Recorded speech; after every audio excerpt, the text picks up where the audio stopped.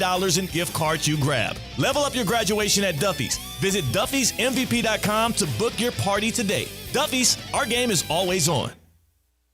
Anajar and Levine. Call 1-800-747-FREE. That's 1-800-747-3733. ESPN 1063. WESP Jupiter, a Good Karma Brands radio station. So now that the Knicks got eliminated, how long until they take down the street signs? Talk about a premature celebration. Live from the Anajar and Levine Accident Attorney Studios. The man, your man could smell it. Theo Dorsey is theoretically speaking. But are you a different animal and the same beast? Streaming live on YouTube. You're gonna break up with me because of what I do on the radio? Here's Theo Dorsey. Good. Hey. Oh, you know what day it is? Coming off of the weekend, it is a Motion Monday. A Motion Monday, and it's your boy Theo Dorsey. Excited to be back there with you. I had an amazing weekend. I actually accomplished a feat that very few men in this world will ever, not just have done, but will ever be able to claim they will do in their life. And I'm feeling really good about it. I set out to do this feat. It was part of my New Year's resolution this year and last year, by the way. Didn't do it last year. 2024 was a fail, but 2025, we got things going right. It only took me all the way until June to get things going there. Seacats on the other side of the glass on the ones and the twos. The NBA final stage is set. The Stanley Cup final stage is set. We know the Cats, speaking of Seacat, the Cats will be there taking on the Edmonton Oilers. That kicks off, or I guess they dropped the puck on Wednesday in Edmonton. And then, of course, the NBA Finals is going to be Thursday, kicking things off in Oklahoma City. Seacat, man, do you want to know what the big accomplishment I had over the weekend was? What'd you do? What'd you check off the list? I'm a man of many missions. I'm a man of many skills, talents, appreciations, interests, hobbies. One of which, and I've spoken about this oftentimes here on the radio, is I like to get out there and golf here and there. All right. And Seacat, you've been with me on the golf course many a times, and it is a work in progress. Let's just say you're lucky you're a funny and nice guy that you want to have around. Thank you. And we enjoy ourselves every time. Mm-hmm. Except for sometimes when we get caught up talking about work a little bit too much, and it's like, all right, come on, let's just golf. Let's have some fun. Pull out a napkin and write a show plan up on like the ninth tee. Yeah. Yeah. Outside of those times, I can be a good time on the golf course. I'm a good time, but I'm definitely not necessarily a good partner on the golf course if we are playing against someone else. I'm a great partner if you're betting against me because I am foolish enough still, despite my skills, to put money up. And you've taken many of my $5 bets and beat me. Yeah, I warn you, though. I don't completely take advantage of you when the drinks are flowing and you're looking to find some motivation on the 17th hole where things aren't going good. It's not like we have a match alive because not really competitive enough to do that. Well, that's because you didn't have to go that far. That's kind of that's crazy. That's a reality of the situation. That's actually crazy. You try to make. That's actually wild. You didn't have to say that. Now, I've already been self-deprecating. Yeah, but you try to make it interesting, and I give you not one but two warnings, and then I accept the bet. That's how it works. And then you pay for my gas money on the way home. Yeah, well, you know what? If you're kind enough to suffer through 18 holes with me, I think you deserve gas money on the way home. But things are changing. The tide is turning because Seacat over the weekend, I brought out actually my brother who's in town for the summer. I had some homies pull up. I invited you too, Seacat. You could have saw this in person. Oh, yeah. See, I'm doing that. Yes, I'm doing that. By definition, you invited me with maybe 90 minutes of notice. Get the hell out of here. When I already had the day planned, it was I already the morning. had things going on. I invited you in the morning, and this was an evening event. I went to the house. Y'all know about the house West Palm out there at the park. Went to the house, and I went because I wanted to have just like a little birthday brunch. Not necessarily brunch, more so like a little intermediary. It was more so like happy hour. I wanted to have like a little birthday happy hour, kick it at the house, good vibes, good scenery, good food and drinks. 1:45 p.m., not the morning. Okay. It's morning to me. Also, if y'all, this is not just me. I didn't get an individual or a phone call or anything. You want me to FaceTime you next time? If y'all free, pull up to this place at 5 p.m. Happy hour ends at 6. We're getting some drinks up. Okay. So that is a 4-hour heads up? How long did you know you're going there? probably about noon. Okay. It was really a last-minute thing. And then there was an argument back and forth. Do I invite Yes, CK? that was the No, problem. don't invite Yeah, CK. that was That's a the bad issue. idea. Yeah. What are you talking Yeah. about? And then eventually you maybe lost the argument, so then you had to invite me. What do you think? I'm having this argument with my wife? Maybe, I don't know. But listen, you invited me, but this invite did not come into the mail on a Wednesday for a Saturday event. Still could have made it. What were you doing? You were golfing. I was playing golf. So that was part of it. So we went to the happy hour, and after the happy hour, we were going to hit the little, par 3 course and have a little fun. And you know this as well as anybody. I have been, thirsty for a birdie. I'm talking about I have been chasing this many of times. I've not in my career in golf birdied a hole yet. Part of the reason why I haven't birdied though is not just my insufficient skills. It's that every time I get a chance at a birdie putt, I make it well known. You know what I'm saying? I'm walking up to it like bird alert. Bird alert. I'm pumping my chest. Hand someone your phone. Yeah, hand somebody my phone every time. This. Yeah.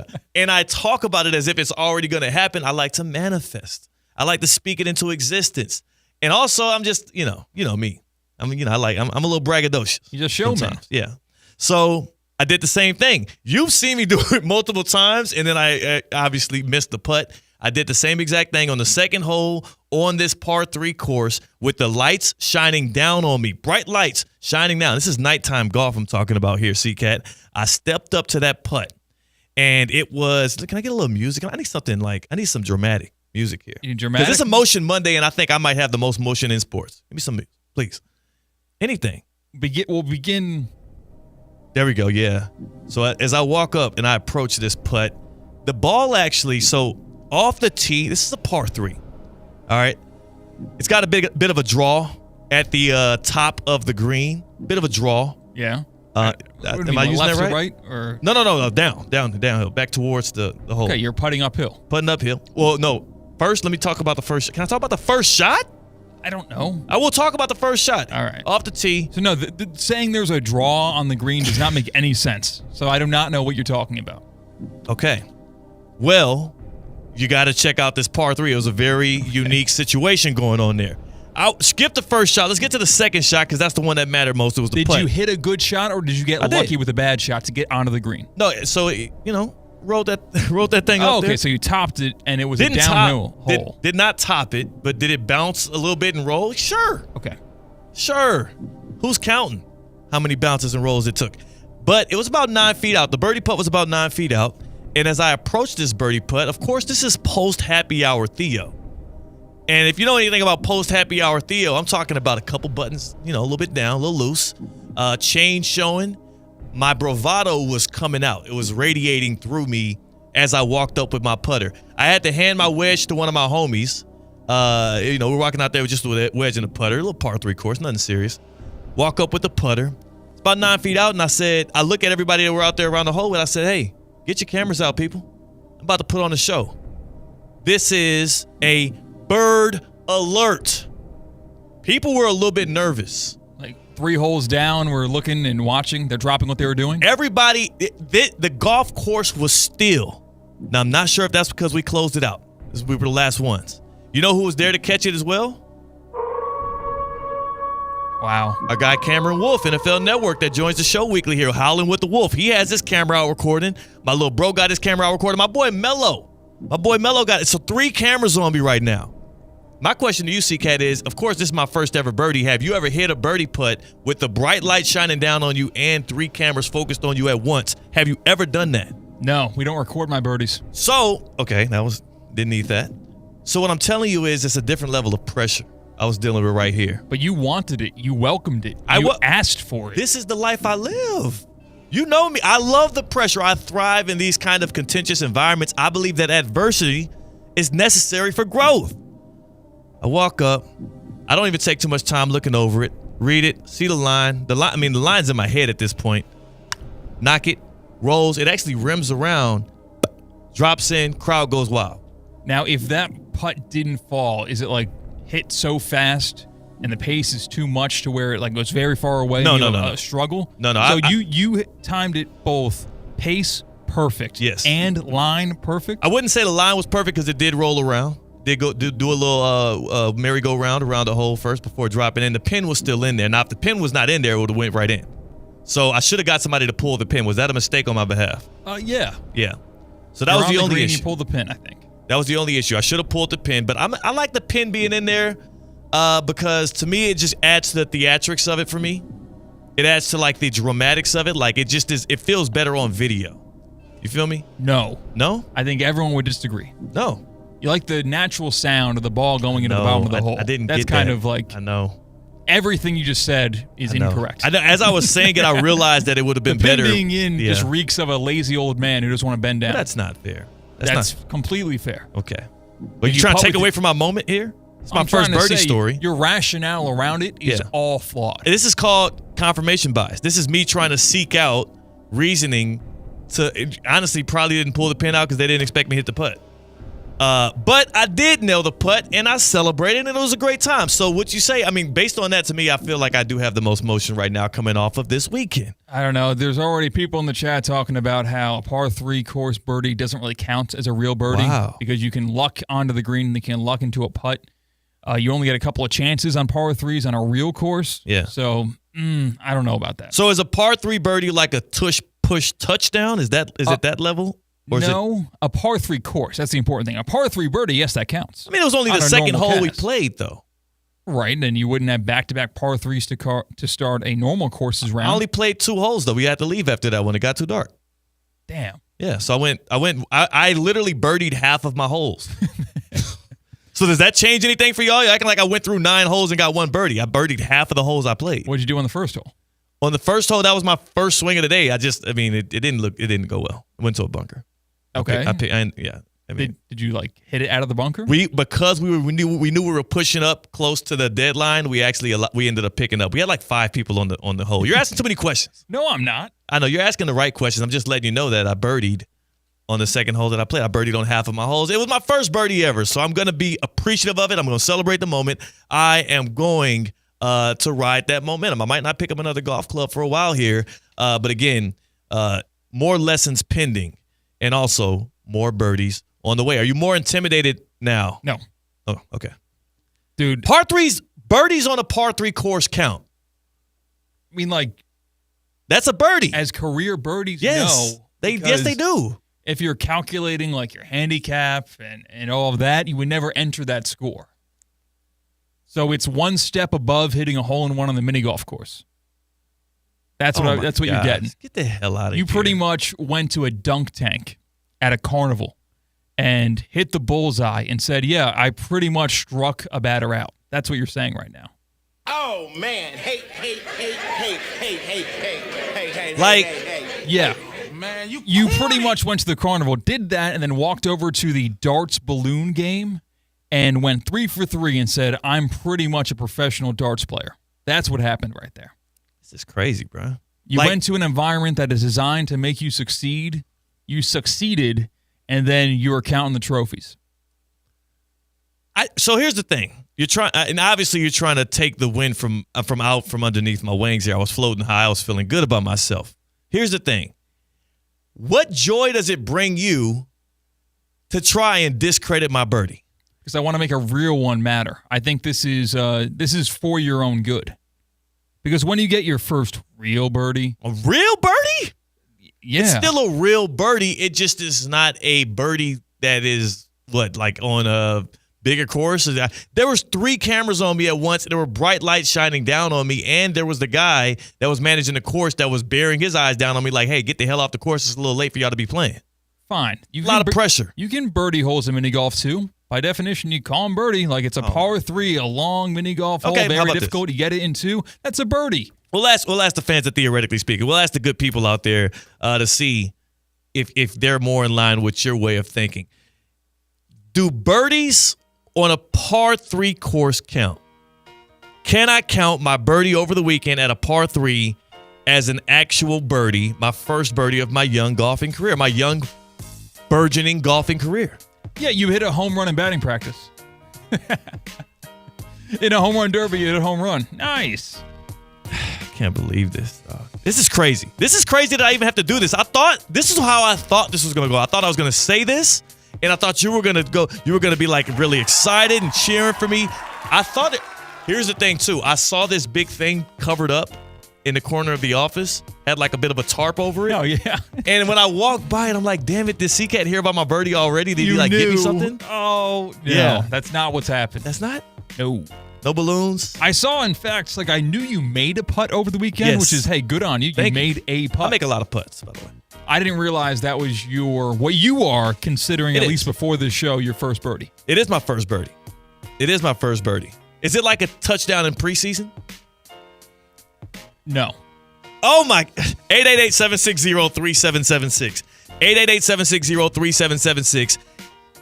Does it count? Is a birdie on a par 3 course, does that count as a birdie? Can I credit that as my first ever career birdie? And what is your other sports comp to a birdie on a par 3 course if it's not a full birdie? Because to me, it is. We had scorecards. I marked it down. It was a birdie.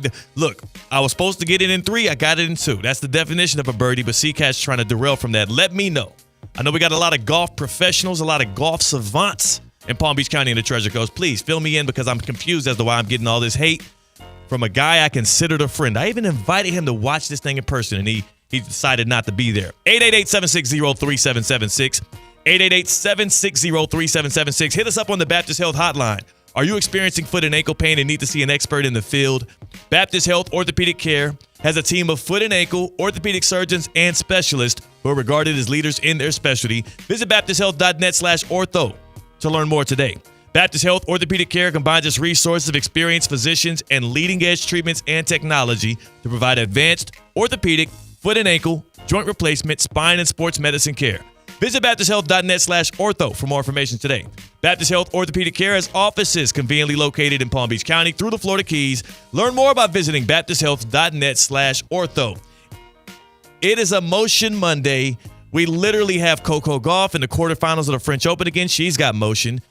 We got Barkov with another award. He's got motion. Pacers in the finals. A lot of motion on the side of Halliburton. And I got my first career birdie. Motion on my behalf as well. But C-Cat's trying to call it into question. Joining, theoretically speaking, right now is West Coast Keith. First and foremost, that's a hell of a moniker. When you say West Coast, Keith, what are you talking about? California, the Key? Like, what are you talking about? California, baby. I'm from the real West Coast, California. Say less. West Coast, baby. Who's the number one West Coast artist of all time? Who's your? I just want to.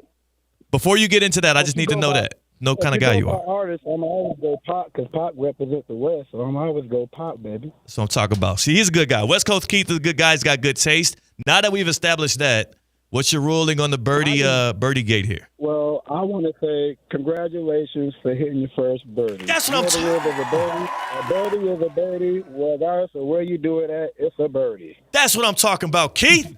West Coast Keith in the house. Hey, West, first of all, I appreciate your call. I appreciate your confirmation. And you are always welcome here on Theoretically Speaking, unlike C-Cat. I feel like West Coast Keith might be the same kind of level golfer as you. Well, you don't know. Are you trying to now? I mean, if we're just handing out birdie cards left and right, that kind of takes one to know one.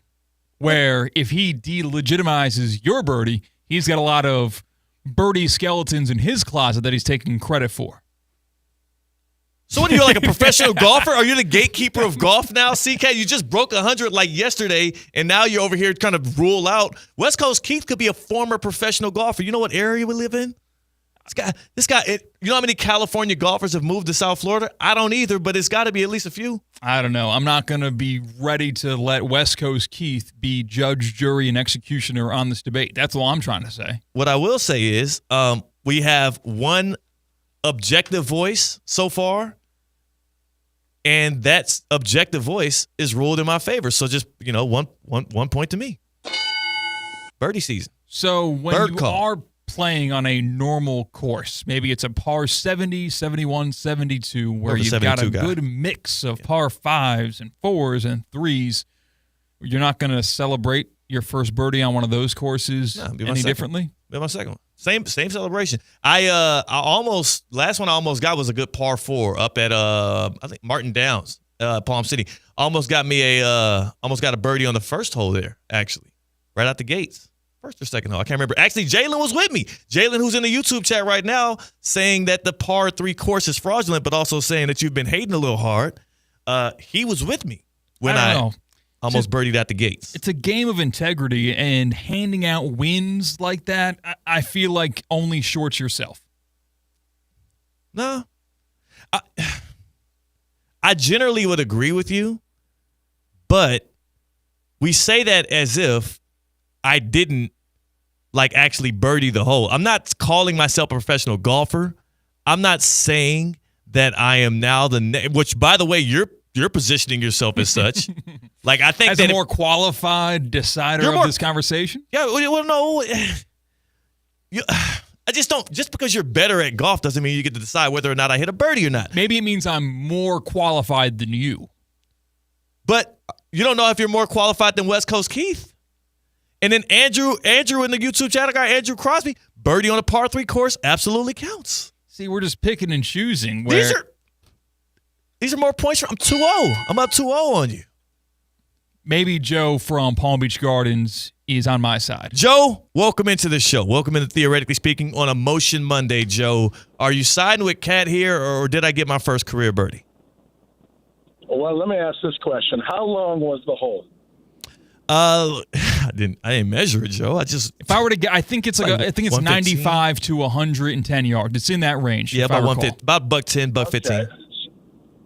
So I was going to say, if it's 100 yards or more and you got a birdie, then yeah, you can kind of count that. Boom! But if it's anything shorter, I mean, that's like anything shorter than that's like getting a hole-in-one on a putt-putt course. Right. Really not a big deal. I agree with you, Joe, and yeah, I appreciate you for giving that call out. Yeah, it was more than 100 yards for sure. I appreciate your call as well, and I appreciate your confirmation. I'm up 3-0. No, you know what? So how about this? We make Joe's the stakes higher. Joe's a great dude. If you got a hole-in-one, would you count it as your hole-in-one story? West Coast Keith, amazing dude as well.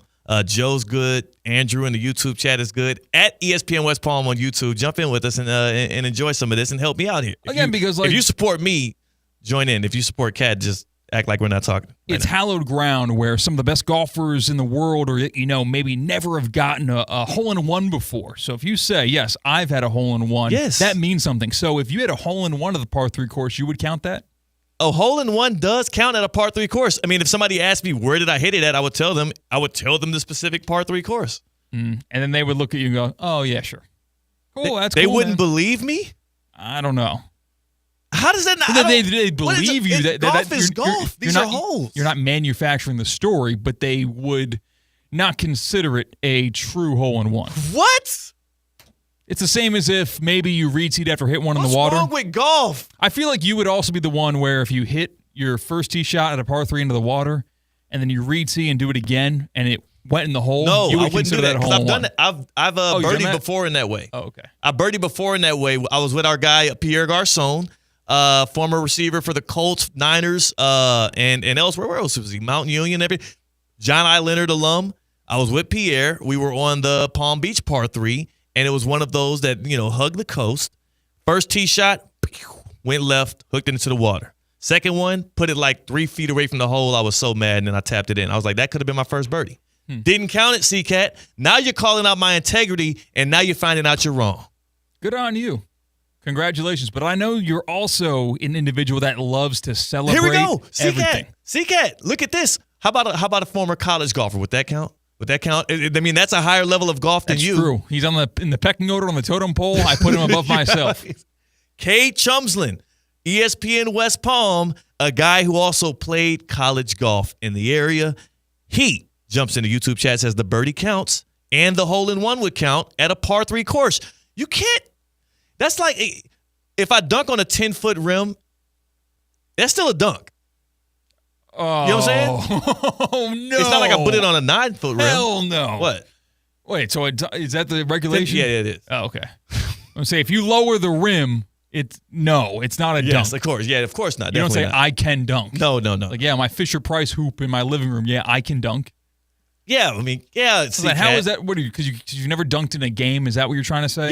Yeah, if you never dunk. So, and there's a difference. There is a delineation, which I would agree. I feel like that's probably a good comp. And I haven't seen anybody make a good comp for hitting a birdie or a hole-in-one on a par 3 course versus something else in sports where I will agree. It's different than hitting it in a full round with 18 holes because there are less stabs at it, but that doesn't make it not the same accomplishment.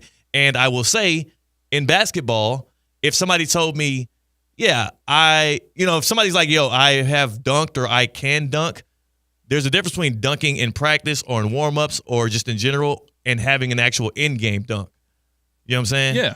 Like active live, somebody's trying to stop you from doing it and you get up there and you're hanging on the rim and you point at somebody in the crowd. That's different. Yeah, there's a reason why there's the par 3 contest when it's Masters Week.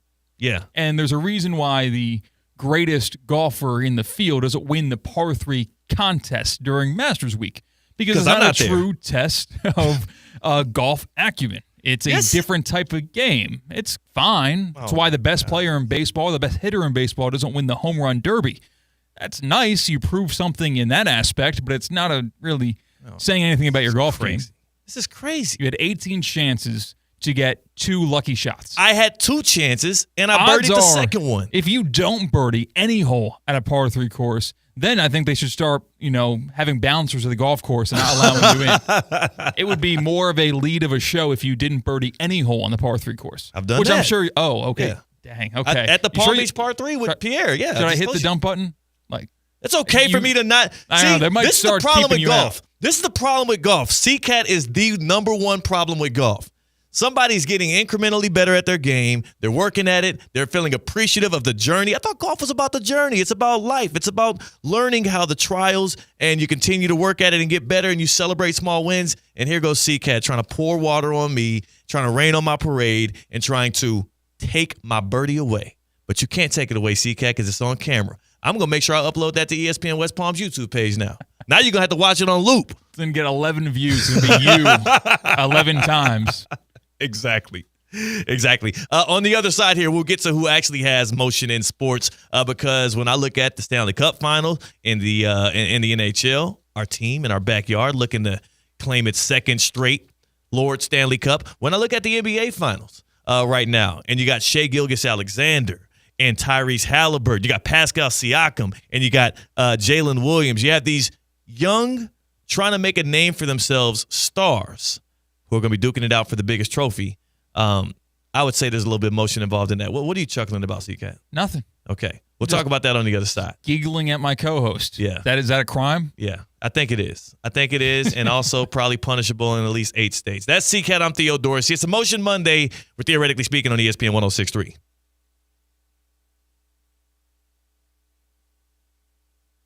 Live from the Anajar and Levine Accident Attorney Studios. Anajar and Levine Accident Attorneys. Call 1-800-747-FREE. This is ESPN 106.3. Are you ready for a global summer showdown? Saturday, June 14th at Hard Rock Stadium. Football legends collide at the opening match of the 2025 FIFA Club World Cup. Al Ahly versus Inter Miami. Messi, Jordi Alba, and Inter Miami take on Jamal Mashour and Mohamed El Shenawi of the Egyptian powerhouse Al Ahly. Don't miss your chance to be part of history. Saturday, June 14th at Hard Rock Stadium. Grab your tickets now at FIFA.com/tickets. Hi, this is Evan Cohen from Unsportsmanlike. Kaiser just won another championship. Meanwhile, the guy in the car behind you gave up halfway through a pickleball match. Stay in shape, stay sharp, champions stick together. Here on ESPN 106.3. What would you do with an extra $700? You can earn up to $700 per year with Boost Checking from Flagler Credit Union. Boost Checking pays 7.0 annual percentage yield on balances up to $10,000. That's up to $700 extra to do what you love. Boost Checking from Flagler Credit Union. Requirements apply to earn the highest dividend rates. Limit 1 checking account per membership. Dividend rates and annual percentage yield subject to change. Business accounts do not qualify. Insured by NCUA, proud partner of Florida Atlantic University Athletics. At St. Lucie Battery and Tire, batteries came before tires. We've been selling and servicing all types of batteries for over 50 years. So when you need a battery for nearly anything, we have it, as well as the fast, professional installation you need. We carry premium batteries for all your needs: automotive, commercial, marine, RV, and specialty. We also offer delivery and on-site installation, serving our customers quality products for over 50 years in the home of honest, reliable service. Go to slbt.com and book your next appointment. While it's not always possible to see contaminated water coming out of the faucet, the taste is difficult to ignore. And what about plastics and pharmaceuticals now in the water? The team at Culligan is here to help. Culligan offers water testing and reverse osmosis systems designed to filter out those contaminants right at the source. Culligan has been helping the local community with water issues since 1936. Schedule your appointment today at Culligan.com. Hey, Culligan man! As market dynamics change, the quality of service you receive from your accounting firm shouldn't. Anshin Accountants and Advisors take the time to get to know you and your unique circumstances to help resolve complex issues and develop innovative tax and accounting solutions tailored to meet your goals. If you're a high net worth individual or business owner eager for a strategy to maximize tax savings, let Anshin deliver where others can't. Visit anchin.com. Anshin Accountants and Advisors, recalculating what's possible. Ready to take on any terrain? The all-new 2025 Defender 110 P300S is here. Built for those who crave adventure without compromising on luxury. Lease the powerful 2025 Defender 110 P300S for just $889 per month for 36 months. Whether you're tackling the toughest roads or cruising the city, the Defender is ready for it all. Don't wait. Visit Land Rover Palm Beach today and experience the Defender like never before. Terms and conditions apply. See dealer for details. The Club at Lost Lake, a championship Fazio design golf course in Hope Sound. Golf and social memberships are now available with no waiting list and immediate access. The course and club will see over $10 million in capital improvements and is one of the best private club values in the area. Experience the beauty and challenge of this renowned course for yourself. Enjoy year-round access to exclusive amenities and events. Elevate your game, elevate your experience. Discover the Club at Lost Lake. Visit clublostlake.com to schedule a visit today.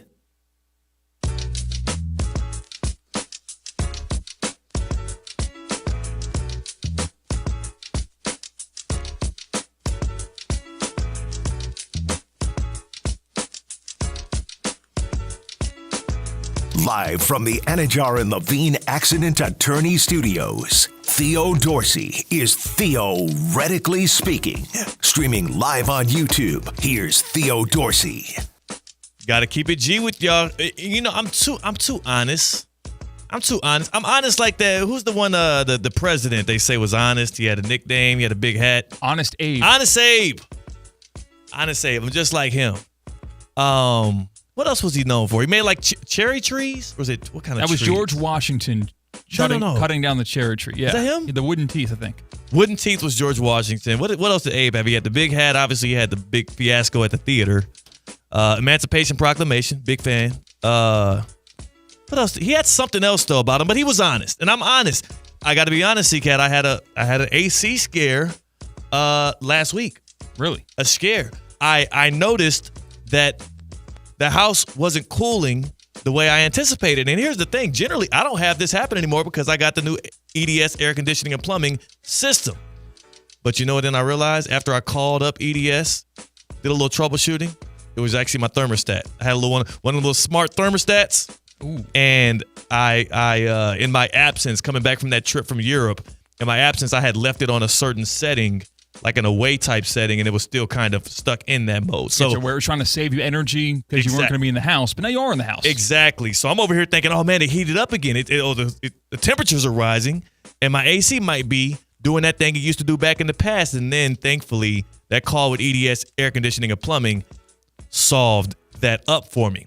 EDSisyes.com. I've been in that place. The reason why I over panicked, and it wasn't even like the air had gotten that high. It was like 73, 72 when I had set it to like 68 or something like that. And I'm nervous because I have watched my thermostat go from 68, 69 all the way up to the 80s. And then by that time, it's too late. By that time, you got to call in an emergency tech because it is unlivable conditions here in South Florida when your AC fails on you.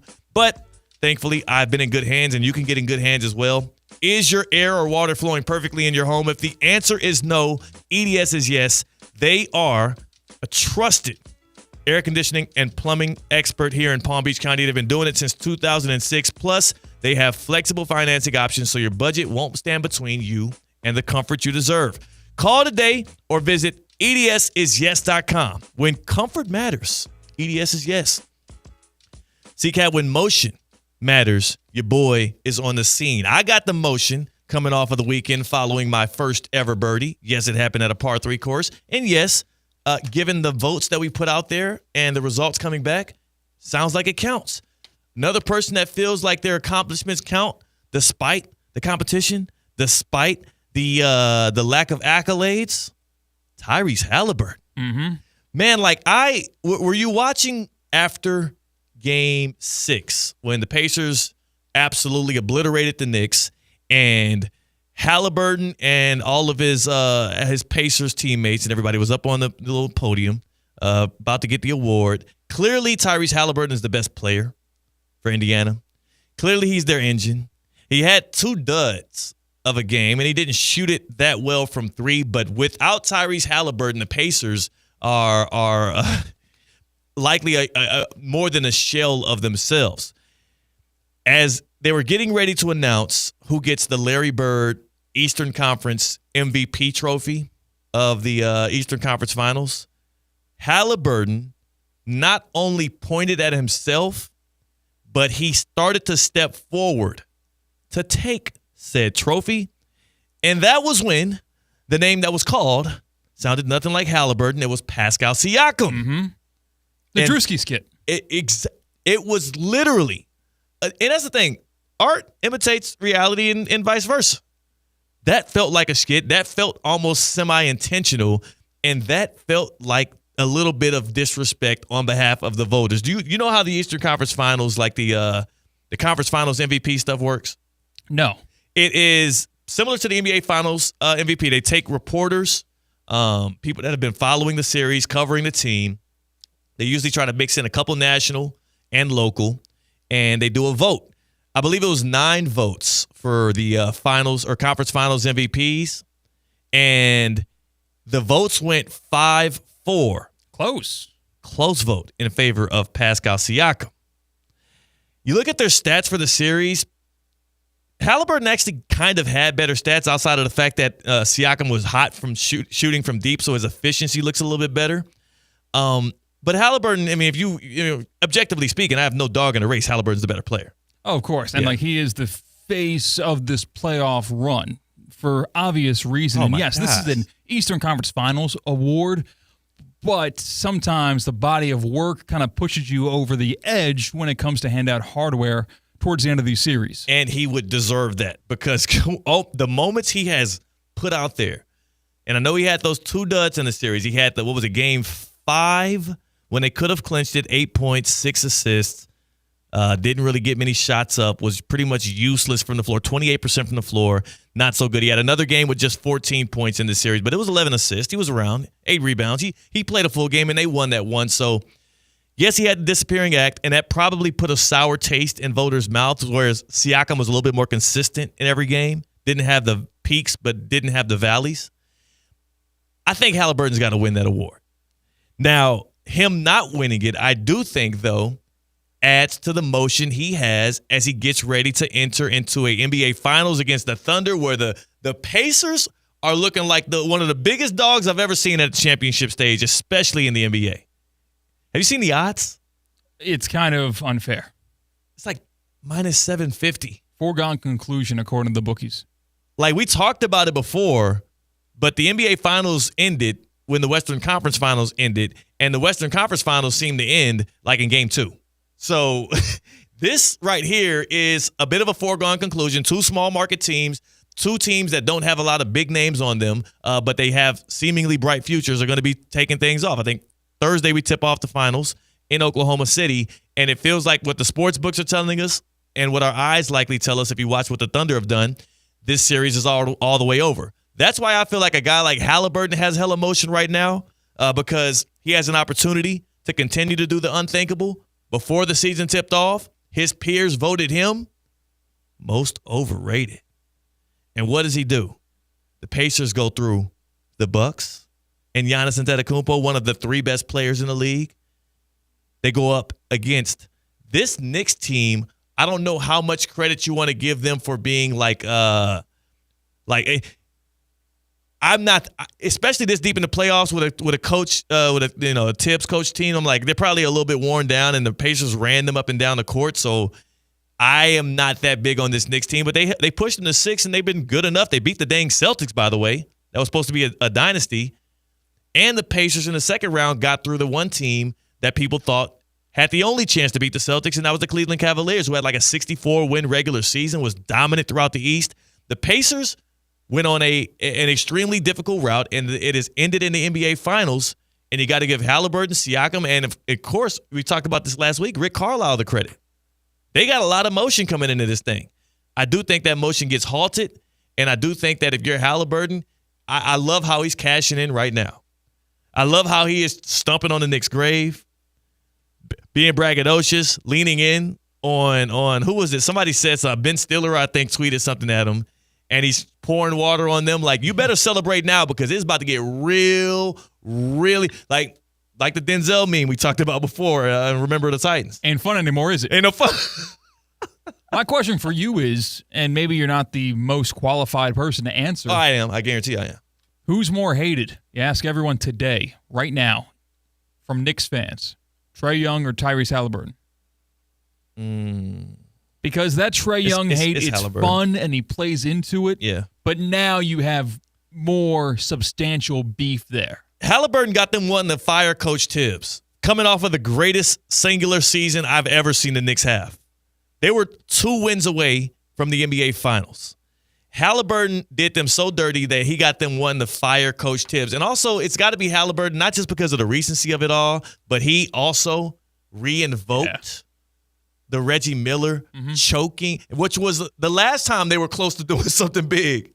Like, that was the last time the Knicks had a chance to make it to the finals, was when Reggie Miller hit him with that, and he hit them with that like game 1. You ever seen the movie Grown Ups? I have. With Adam Sandler, and there's a big basketball game at the end of the movie where it's all of the fathers of these kids playing a pickup game, crowd there. Yeah. And it's just history repeating itself, and it feels like New York is just doomed to lose to the Pacers in these big moments. And you're just seeing just Reggie Miller, whether it's Tyrese Halliburton, it comes in different formations, it comes in different bodies and humans, but it was really tough to handle that if you're a Knicks fan. And this one had to hurt more than the Trae Young stuff because of the stakes, because of the amount of belief. I mean, they named streets. They named streets in New York after these Knicks players. And not just like Brunson, not like Brunson Alley. No, I heard it was like dudes all the way down at the end of the bench. They named streets after these dudes.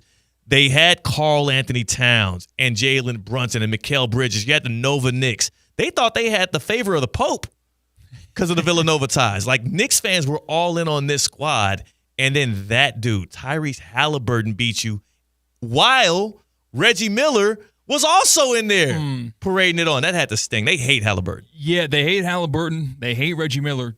I saw a lot of both Knicks fans and non-Knicks fans saying, how is Reggie Miller on the call? He celebrated with the Pacers after the Game 6 win. Do you think there's any problem there? That's sports media today anyways, though. That's media today anyways. Like, the lines have been blurred beyond belief at this point. And it doesn't even rub me the wrong way. Like, I mean, yeah, you could say that. Knicks fans can say that. Well, hey, how about the fact that we got Stephen A. freaking Smith giving pep talks to the Knicks before every game on ESPN? I'm with you. You know what I'm saying? Yeah. Like, what do you want him to do? At least Reggie Miller played for the Pacers. Like, at least he's like, yeah, this is a team I spent blood, sweat, and tears on, and I am a professional who does color analyst work now, and the Pacers are relevant. Of course you put Reggie Miller on that. It would be a misallocation of resources not to put the single most important player in Pacers history on the Pacers game. The one time the Pacers are now relevant again, and they haven't been relevant really since the Paul George, Roy Hibbert Pacers that was getting beat down by the Big Three Heat. And break it down, if Knicks fans, if what you wanted to happen with Reggie Miller not being on the call happened, think about the process of which it would have to happen. A boss over at Turner Sports had to be like, hey, or ESPN would have to be like, hey, Reggie, we're going to take this opportunity away from you. Why? Because the Pacers are really good, and it's mean. It's mean that you get to broadcast their games to the Knicks fans. If we can't also get Patrick Ewing on the call, then we can't have one of representation. So we were going to take this once-in-a-lifetime opportunity away from you simply because the cards fell in your favor, but too much. Too much in your favor. This makes too much sense. We don't want to hurt Knicks fans' feelings. I think the issue is really that Knicks fans are a little bit too, self-centered. little bit too sensitive. Like, they think because they watch all of the ESPN coverage with the Stephen A. and all, they think that we're supposed to be having the Knicks pom-poms and cheering alongside of them, whereas instead, no, we're just trying to give you the most quality content around your team, and your team has not been very quality over the past couple of decades. I'm glad y'all made it to this stage. But look, Reggie Miller being there, commenting on the game, had nothing to do with the way that Halliburton drug y'all up and down that court. Maybe just made it a little more painful for you. Yeah, but if it's better for every other fan base in the NBA, I'm okay with that because it made the choke 2.0 that much better. Are you kidding me? The montage, yes. The montage at the end of Tyrese Halliburton pointing. Who's he pointing at? Is he pointing at Spike Lee in the crowd? What's going on here? No, it's to Reggie freaking Miller. You could have scripted it better. Dog, that is hard. I'm telling you, man, I don't think the Pacers will win a single game in the finals. Actually, you know what? I think they'll win one.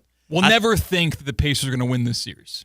Pacers ain't winning this series. Pacers are not winning the finals. If they do, if the Pacers somehow, some way beat the Oklahoma City Thunder, I don't even care if it's injury caused. Like, how soon do they have to erect the Halliburton statue in Indianapolis? With the low key, I would do almost like a Halliburton choking statue with Reggie Miller pointing back at him.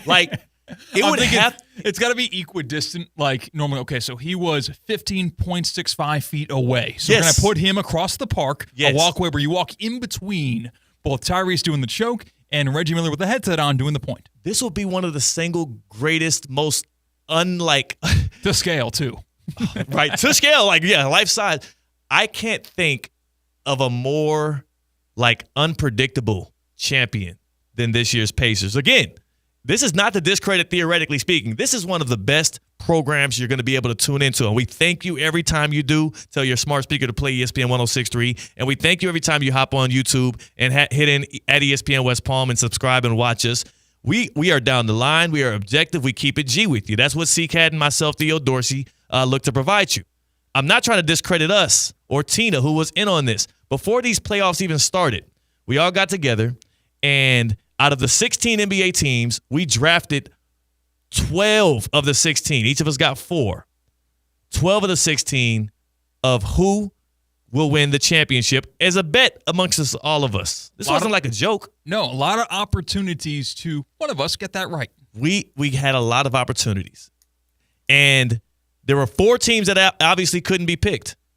Nobody wanted the Heat, rightfully so. They got their ass whooped at a historic pace against the Cavaliers in the first round. Nobody wanted the Magic. Well, yeah, they opened against the Celtics. Of course you don't want the Magic. And then nobody wanted the Grizzlies because they opened in the first round against the Thunder. The 4th team that went unpicked in the theoretically speaking NBA champion draft is now in the NBA Finals. It was the Indiana Pacers. How did we get that? That just shows you, though, but it wasn't that we thought that they were one of the 4 worst teams. It's just the route to the finals was going to be so hard. You telling me the Pacers are going to beat Giannis Antetokounmpo in the opening round and then beat the Cavaliers, who had the best regular season in the East, and then beat what we thought was going to be the Celtics, but ended up being the Knicks? Nobody would have predicted that, and here we are. And in a star-driven league, before the playoffs began, Tyrese Halliburton probably isn't in your top 15 players you want in your team. No. And now the question is, how far has he risen up that list? Your boy got some motion. It's a Motion Monday here on Theoretically Speaking on ESPN 106.3, and Tyrese Halliburton got a hell of a lot of it. And his pops, John, who is welcome back. We are going to get more of that on the other side. Plus, we got, of course, the get-around for you here on Theoretically Speaking. Halliburton, Coco Gauff, Theo Dorsey because of my birdie, and then, of course, our Florida Panthers. Those are the people we have established have a lot of motion coming off of this sports weekend. You let us know who you think has motion as well as you join the show. It's Theoretically Speaking on ESPN 106.3. Live from the Anajar and Levine Accident Attorney Studios. Anajar and Levine Accident Attorneys. Call 1-800-747-FREE. This is ESPN 106.3. Hey, Steph Prince here, General Manager of ESPN West Palm, to tell you about a team that has meant a lot to me and this community for a long time. Bob and the team at Bradley Heating and Air Conditioning have been helping me stay cool for years, whether at home or in the office. And living in South Florida with 3 kids, I don't know what I'd do without them. Family owned and operated, serving Royal Palm Beach and beyond since 1980. Let the knowledgeable and trained team at Bradley help you with your residential and commercial needs, installation, repair, seasonal maintenance, upgrades of all makes and styles and models of HVAC equipment, and so much more. Bradley Heating and Air Conditioning does things right the first time and makes the process smooth, stress-free, and most importantly, keeps you cool. Give them a call at 561-793-7497. That's 561-793-7497 or BradleyAir.com. Any need, big or small, trust the amazing team at Bradley Heating and Air Conditioning.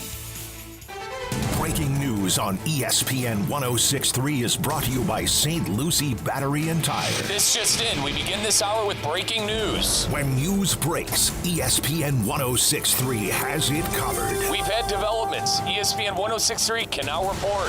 When your vehicle breaks, St. Lucie Battery and Tire fixes it. Stay tuned to ESPN 106.3 for more breaking news. Brought to you by St. Lucie Battery and Tire. Looking to elevate your brand?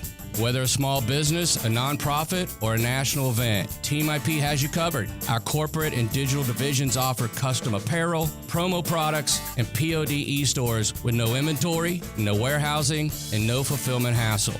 Just thousands of brands and options at your fingertips. We're proud to be partners of ESPN West Palm, and we're ready to be on your team. Visit teamip.com, where teamwork makes the dream work. While it's not always possible to see contaminated water coming out of the faucet, the taste is difficult to ignore. And what about plastics and pharmaceuticals now in the water? The team at Culligan is here to help. Culligan offers water testing and reverse osmosis systems designed to filter out those contaminants right at the source. Culligan has been helping the local community with water issues since 1936. Schedule your appointment today at Culligan.com. Hey, Culligan! What would you do with an extra $700? You can earn up to $700 per year with Boost Checking from Flagler Credit Union.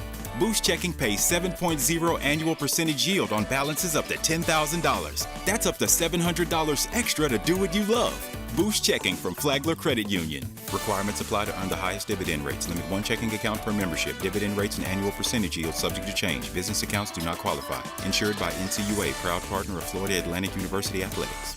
As market dynamics change, the quality and service you receive from your accounting firm shouldn't. Partner-owned since 1923, Anshin Accountants and Advisors take the time to get to know you and your unique circumstances to help resolve complex issues and develop innovative tax and accounting solutions tailored to meet your goals. If you're a high net worth individual or business owner eager for a strategy to maximize tax savings, let Anshin deliver value where others can't. Visit ANCHIN.com. Anshin Accountants and Advisors, recalculating what's possible.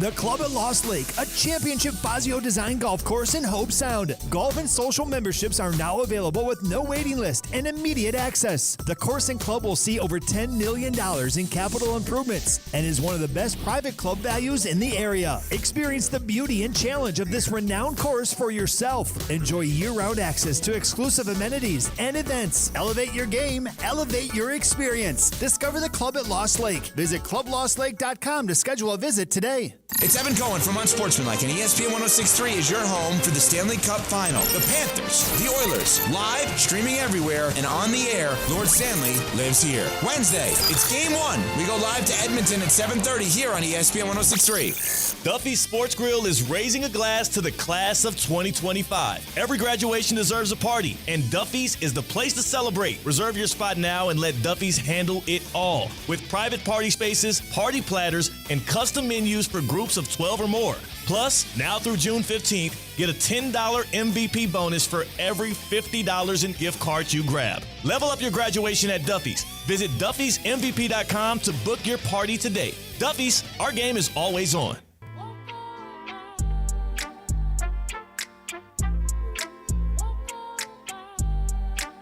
Live from the Anajar and Levine Accident Attorney Studios, Theo Dorsey is theoretically speaking. Streaming live on YouTube, here's Theo Dorsey. I think it's safe to say, C-Cat, I think it's safe to say. Say it. That the Drake and Kendrick stuff is over. Oh, thank God. Yeah. Now that Kendrick's not making his whole personality, yeah. Yeah. He's the one that was keeping it alive. Over and done. Well, he was the one winning. That's like saying like the Thunder were the ones keeping the series alive or a game alive when they're just like raining in threes left and right. Like, yeah, sure. Isn't it the opposite though?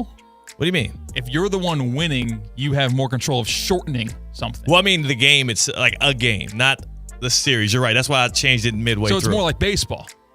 So like if you're just not getting out in the top of the sixth inning and you're up 25-0, everyone's like, can we end this thing? I've thought about that, and I'm like. And I've seen some scores, and like you see it sometimes with teams scoring the 20s and don't necessarily need all that run support. And I've thought, like, how ugly would it have to get for the umps to be like, all right, this thing's over? Well, that can't. That is not going to happen. It's going to be the coaches. It's going to be the manager. And this happened to me in high school where you have someone on base and you just tell them. Stop. It happened to you, or like, were you the team winning or losing? We were the team winning. Okay, good. Okay, go. He just told the runner that was on first base, hey, just don't go to second when this ball's in play. We want to end this inning and get out of here. They should have like run rules though at that level of play. Not in high school. Huh. Well, all that to say, yes, the Kendrick and Drake beef is over, and yes, Kendrick drove Drake into the ground. We got a new beef in sports media brewing. There's a lot of attack on between the ESPN former and current, but let's just talk about Bill Simmons. Bill Simmons on his podcast with the Ringer. That's where disputes are brought. Yeah, of course. Won and lost on the pod. He called out Pablo Torre, he's of course famous for being a former ESPN guy all over his place. You know, Pablo Torre, he's been around.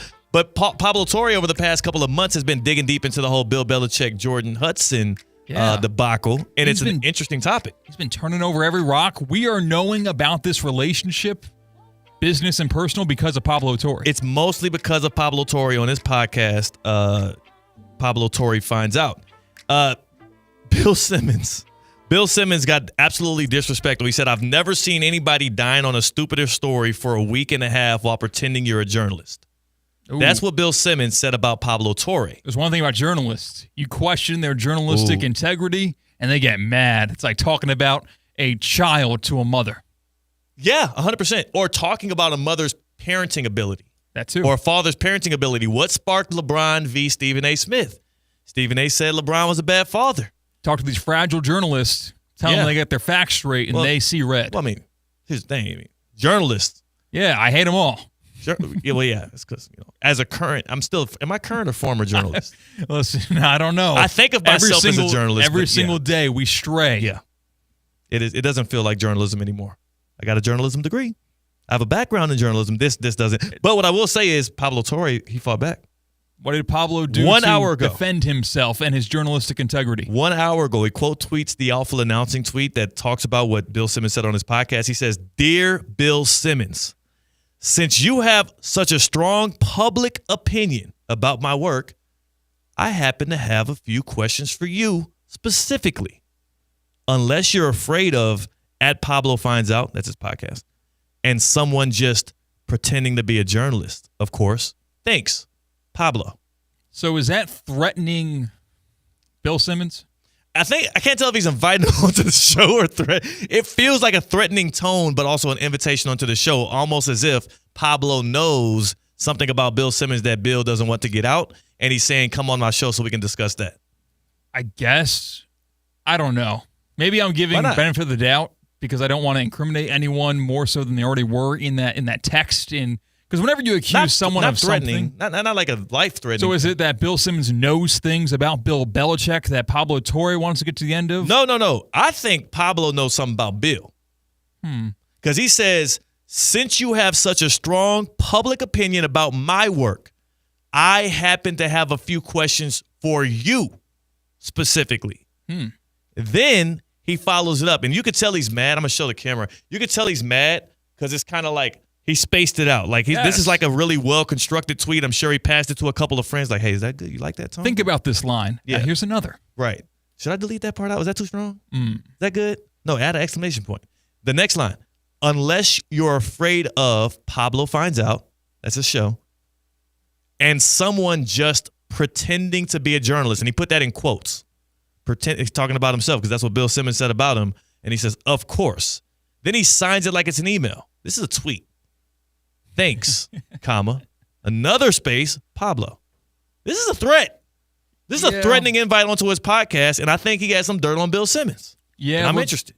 Bill Simmons knows, and everyone knows that Bill Simmons going on Pablo Torre's podcast helps Pablo Torre a whole lot more than if it was the other way around. Bill Simmons isn't saying, dang, we scored Pablo Torre. Pablo's a big name, though, but you're right. Bill Simmons is a much bigger name. In this, like, Pablo Torre has a big – I mean, the dude was – whenever you do – I don't know how many years he was on ESPN, but whenever you do that many years on ESPN, you have a name in the game. Yes, but again, in the comparison, it's dwarfs. Bill is bigger. But again, Pusha T was Drake was bigger than Pusha T, and Pusha T bodied him. Talking about beef series, fair game. Once you get behind that microphone across from somebody, you could be the bigger name and still get slain. I don't know. Remember David and Goliath? We talked about this. Sure did. You went right to that fight happened. You went to the rubble. Right there.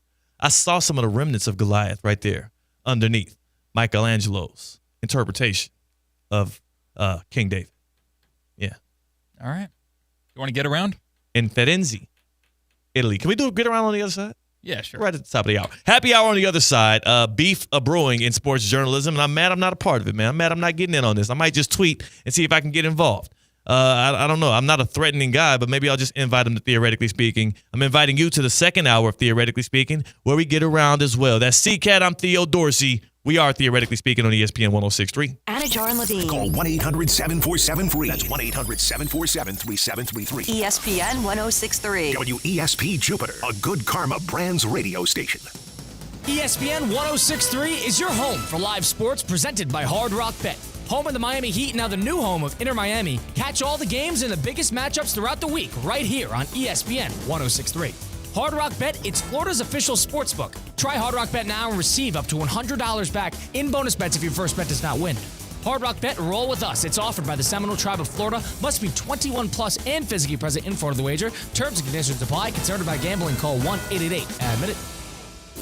Mondays just got better for the men of Palm Beach County.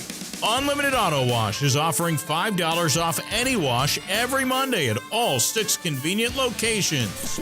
Men's Monday at Unlimited Auto Wash. Don't miss it. Dinner's ready. All right, is everyone here? Where's Michael? Food's getting cold. Every day, 9 people on our Florida roadways won't make it home. Don't let it be you or someone you love. Michael, is that you? Officer? Ma'am, I'm so sorry. I have some very sad news to share. Michael never made it home. Buckle up. Every trip, every time. Let's get everyone home safely. A message from Florida Department of Transportation, Target Zero. For more information, visit targetzerofl.com.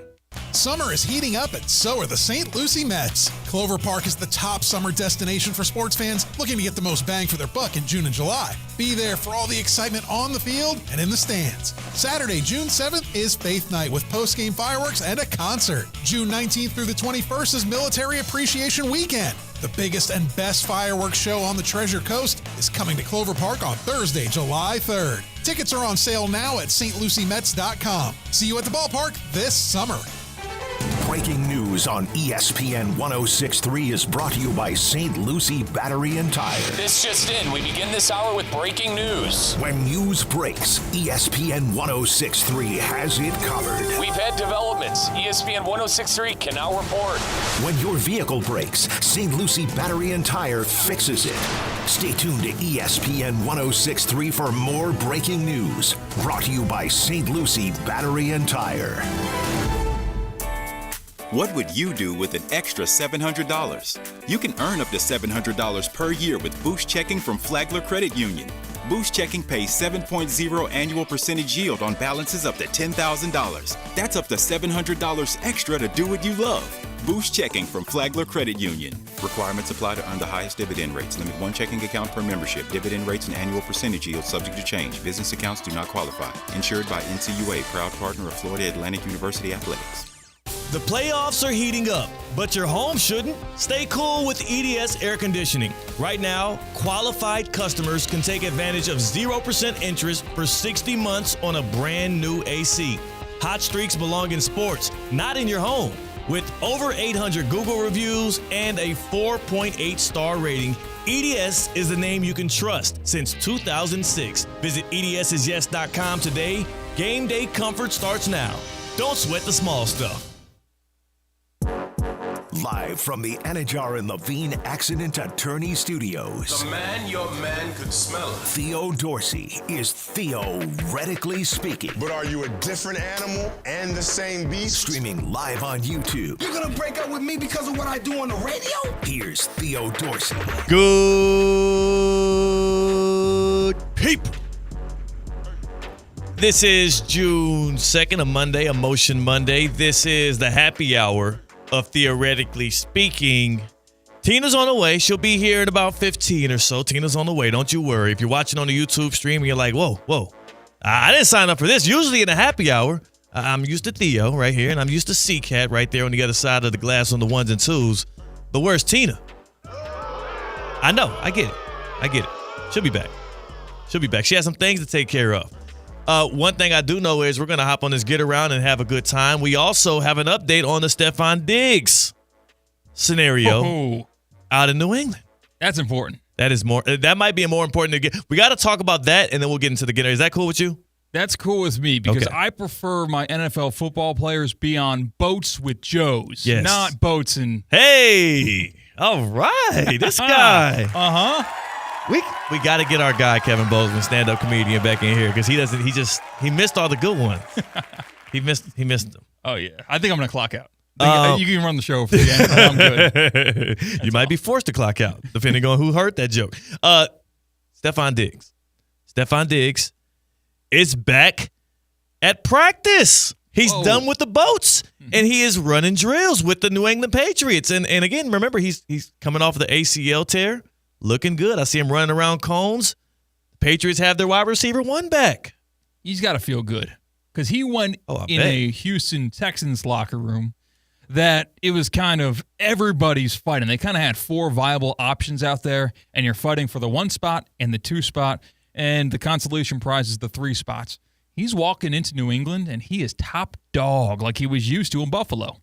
Oh, absolutely. He's the guy. And they drafted a receiver, Kyle Williams. A lot of people, he's a hot rookie pick for fantasy football because there's a chance he could be the second option, but Diggs will be the number 1 option for Drake May. And Drake May is an ascending quarterback in the league going into year 2.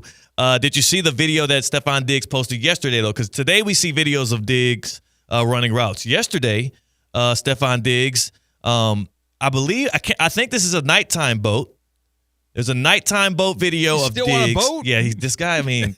This guy might capsize. He's got to get fuel somewhere. It's a sailboat.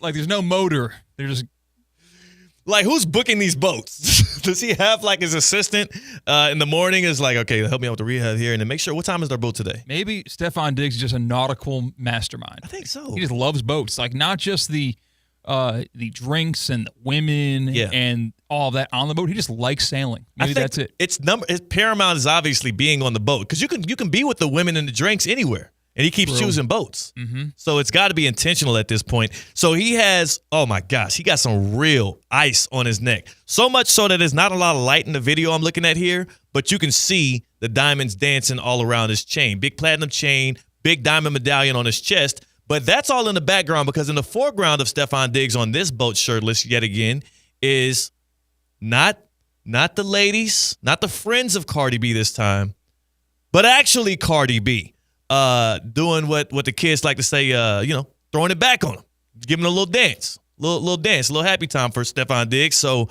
he had to wrap up his boat excursions doing it with his number 1.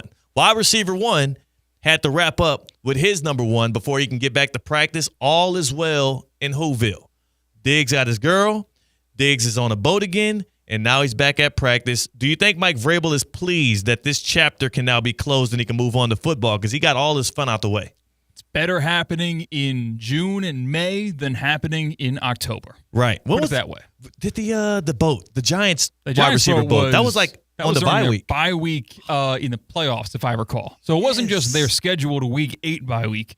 That was, we have a bye week in the playoffs, and we're going to choose to do that. Such a bad idea. Such a bad look. Also, not a bad look to go on the boat. Do the boat. Cool.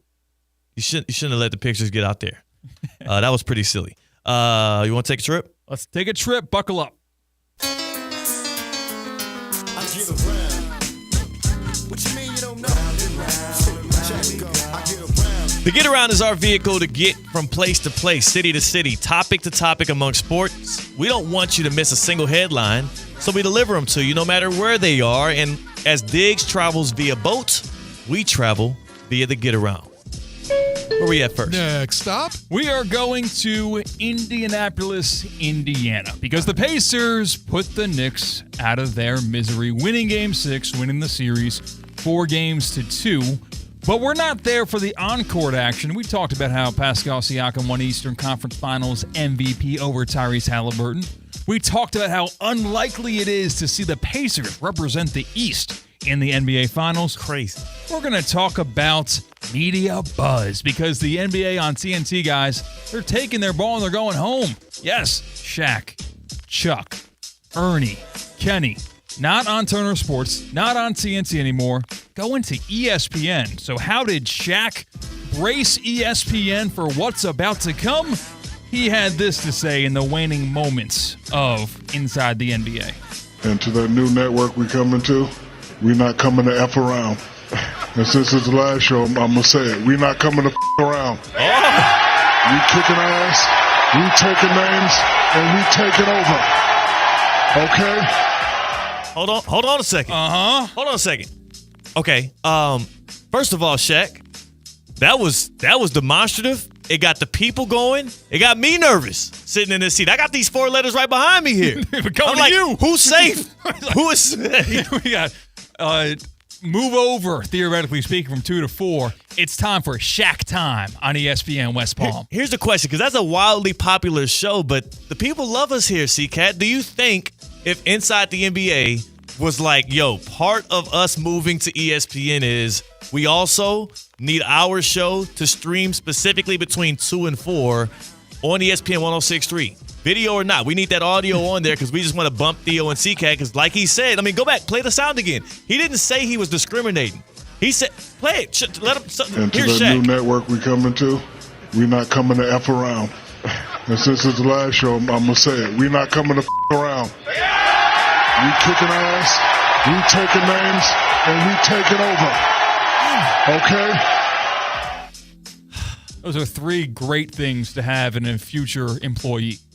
Yeah, I want them to kick ass, and I want them to take names. Yeah, but no. And I want them to take over. What if your Even name- if it's at the mercy of me? I want the better for these 4 letters, ESPN. What if you end up being one of the names on the list? Should you not be considered? Like, you just never know. And I know, I think we're affiliate. We're not like up there in Bristol. He won't have to necessarily bump us out of the way. But ESPN Radio, if Inside the NBA called for it, I'm pretty sure they would bump, theoretically speaking, for Shaq, Kenny, Chuck, and I would be listening. Yeah, right. I would be listening. Beep. Hey, Chuck, first time, long time, actually on that station. Yeah. Theo here. What do you think about it? It's a wide open West this year. Like, And then Shaq would have absolutely no clue. He'd be like, "Who's in the West?" I'm curious how this transition from inside the NBA coming to ESPN is going to be. I'm happy that the show lives on. They obviously weren't going to be able to do it on TNT with no rights to the NBA. It would have been pointless. But man, Shaq is I wonder how Stephen A. Smith took that. Like, I wonder how some of the folks there that are going to be on the contending NBA coverage already locked in are taking that. Malika Andrews, the homie. What you gonna do? Shaq said he said he's taking names. Mm-hmm. What if Malika's on that list? You know who I know is gonna hold their ground? Who? Monica McNutt. She ain't worried. She ain't worried about Shaq. She got some moves. think this is Definitely ain't worried about Chuck. I mean, there's got something to prove on this NBA Finals coverage. Like, this is your last audition tape before some new sheriffs are in town. You want to make sure you're not one of the hold a second. Kicked, and you're not one of the names that gets taken, and then one of the spots that gets taken over. Of all of the 4 people from inside the NBA that can say that, and people actually feel threatened for their spot, Shaq, you're going to have to watch the games. If you're going to really kick ass, take names, and take over, you're going to have to watch the game. A little bit, right? It's not about the actual content. It's about who's watching it. I would rather watch their post game than what's currently on ESPN. That's not nice to the folks. But I will say you're right. They're the number one show for a reason. But it's like Shaq. Yeah, you're inside the NBA will move over, and I'm sure they're going to do a great job. It's going to be very entertaining. nobody needs to worry about their current spots, though, is all I'm saying. Like, he ain't taking over First Take. You know what I'm saying? He ain't going over there and dipping into any of the – like, he's not hosting SportsCenter. A lot of people are safe. I mean, unless they create a new channel just for this during NBA season, he is going to be taking over. Like, we can't just manufacture something new. I don't mean to blow the alarm, but I'm telling you right now. Also, Shaq's a little busy. You know what I'm saying? He got candy in the grocery stores. I'm saying we're not going to see the Morris twins during the NBA playoffs breaking down things. Well, you know who needs to be most nervous? Who? Big Perk. Hey, ain't enough room on the desk, literally, for That's Shaq true. and Big Perk. It's like the older guard is saying, "Hey, we can be uninformed and entertaining." Yeah. So think about it. Chuck, Shaq, and Big Perk. The desk would break. You know what I'm saying? The desk would break. What's next? Before I get in trouble. Next stop. We're going to New York, or I think this still happened in Indianapolis, but we're going to talk I about think they're the other calling side. it Carl Anthony Town. Oh, yeah. Carl Anthony's Town. Yeah. That's nice. I don't think I've ever heard anyone say that before. Pretty good, right? Carl Anthony's Town. Yeah. Do you know his first name is Carl Anthony? Yeah, I didn't know that. I did. I seen that that's come up as a headline. Yeah, it's not Carl, and then he has it's Carl abbreviated Anthony. last names. But if you think his jersey says Towns. Huh. So I guess so. As a matter of fact, it does. And as a journalist, I will say, having had to write his name out a few times, that's why my journalism background matters. I have had to go Carl-Anthony and then Towns. Continue, C-Cat. Jalen Brunson was asked about his head coach, Tom Thibodeau, where in the current day of the NBA, you don't know too many head coaches' names because of how quickly they get hired and they get fired. But you know Tibbs' name. You know it for a reason, not just because of this playoff run, because of the reputation he has in the National Basketball Association. Here's what Jalen Brunson had to say about the job security of Tom Thibodeau after bringing the Knicks to the Eastern Conference Finals. Jalen, when you talk about the confidence, obviously, I feel like nobody takes more criticism than Tom. And this team obviously has turned around during his tenure. Do you kind of feel that going forward, he's the same guy to lift you guys the rest of the way, that next level? Is that a real question right now? You just asked me if I believe that if he's the right guy. Yes. Yeah. That's what Jalen Brunson had to say, trying to shut down the ridiculous question that was asked. He got in. First and foremost, obviously he has to. I heard somebody on Get Up this morning talking about how Jalen Brunson gave Tom Thibodeau his blessing, his blessing. Like we saw Jokic fire his head coach, right? Not yeah, literally, but it did not happen. Malone would still be the coach of the Nuggets if Jokic was not going to be okay with him getting fired. Technically speaking, yes, right. They would have. Jokic could have saved Michael Malone's job, but he obviously chose not to. And then Michael Malone repays him by getting on ESPN as quickly as possible and at every turn saying Shai Gilgeous-Alexander is clear-cut the MVP. Love the pettiness there. But Jalen Brunson didn't give Thibodeau his credit. It's back-to-back 50-win seasons. You were 2 wins away from an NBA Finals appearance, and it was the single best Knicks season of my life. Of my lifetime. They've never been better than this year since I have been in existence. I think he has job security. It just shows you how ridiculous Knicks fans are. And that's a Knicks fan thing? I don't think it's a Knicks fan thing. That's an NBA fan thing. That's a championship or bust mentality, count the rings mentality problem in both media and in fandom of basketball.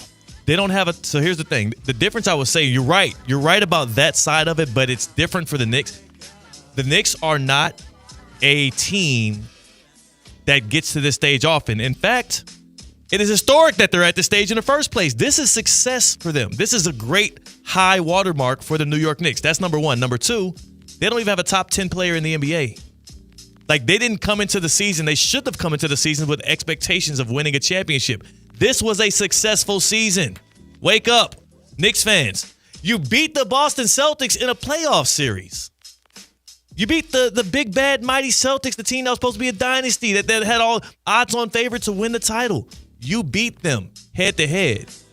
I do believe this was a successful season. Why the hell would you fire your head coach? It definitely was a successful season, and the prospect of wondering if he's quote-unquote the right guy for these Knicks is ludicrous. It's insane, and it was a weird question to ask in that moment. But I do say, if you told a Knicks fan that they beat the Celtics in the playoffs, they're saying, oh, cool, who do we play in the finals? So, like, it's kind of a conflicting You're right. emotion to have, is it not? Once they beat the Celtics, the expectations rose. And I am a fan of that. I generally speak to that all the time. Expectations change based on performance. The bar gets raised. So did you underperform in the conference finals? Yes. But what I will tell you, Knicks fans, you ain't had the juice like that in the first place. And the reason why you got to that level was because of Coach Tibbs. And if you fire him and you know how they say, one in the hand's better than two in the bush? Mm-hmm. You go with the unknown and you cross your fingers and hope the next guy is better. I'm just saying, don't let really, really, really good. Don't let the chase of greatness or perfection or of a championship get in the way of what's really, really, really good. And if you can get top 4 finishes, top 8 finishes, that's much better than I've seen from the past 20, 30 years out of Knicks fans. So y'all should be happy. Give it a day. Give it a week. Next stop. Still one of the street signs. That should make you happy. It's a good memento. We're going to Ohio, where Scottie Scheffler, he won the Memorial Tournament. He went back-to-back in that tournament. He won another tournament in the PGA Tour.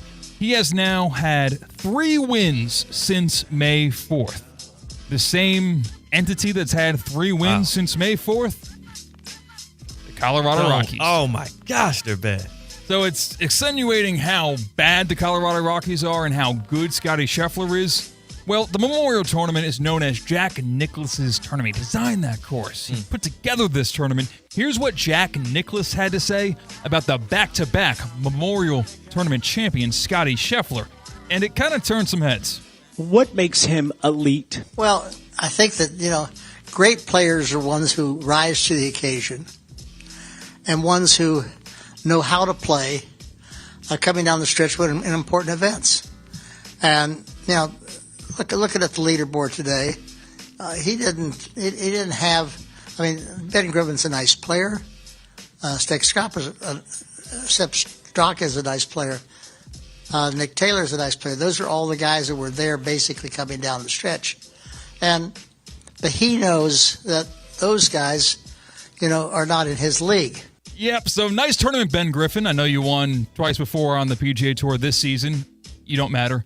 Straka, same thing. You won a tournament this year on the PGA Tour. You don't matter. Cognizant Classic champion, too. Yeah, sure was. Nick Taylor, do you think that this is kind of a backhanded comment about the PGA Tour? Because this is not a major. So those guys who defected, they left for a different tour to the LIV Tour. They're not there anymore.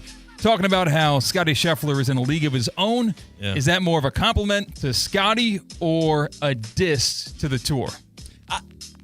Nicklaus meant it as a compliment to Scottie. And you got to remember, too, Nicklaus is 85 years old at this point.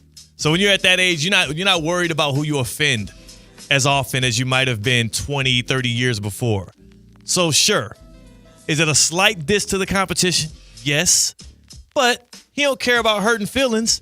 He's giving praise to Scottie. His intention was to praise Scottie. He just, in the background, kind of did shoo them away, which I can't even be mad at because, honestly, that should inspire you. Hey, wake up. Dude is out here having his way with y'all. 3 wins since, May 2nd. Mm-hmm. And Nicklaus, who has a keen eye for these things, says he wasn't even worried. He wasn't even bothered about it. Yeah, Scottie was so dominant this weekend that I turned off the Memorial Tournament, which is an elevated event. It's a signature event. If it's not a major, it's the next tier below that. I turned that off to watch the U.S. Women's Open because that course was crazy. Erin Hills, I was hoping Nelly Korda came back and won, but he took all the drama because you saw Scheffler with a 2-stroke lead, and you saw the last names Griffin, which, good season, Straka, Taylor, Henley, McNeely. And then you have guys that are so erratic, like Fowler and Spieth, somewhat in the hunt. You saw that the tournament was over before Scottie made the turn on the back nine. So he took all the drama out of it, which I kind of dislike him for, but you got to respect, this is best since Tiger mode. Okay, so is he, because you just compared the two, Scottie Scheffler's dominance in golf, and versus, if you juxtapose that up against the Rockies, what's the opposite of desolate? softness. Yeah, just disassociating from your team because you can't watch them anymore. We're like 9-50 right now. Obsolete. Which one is better for the sport?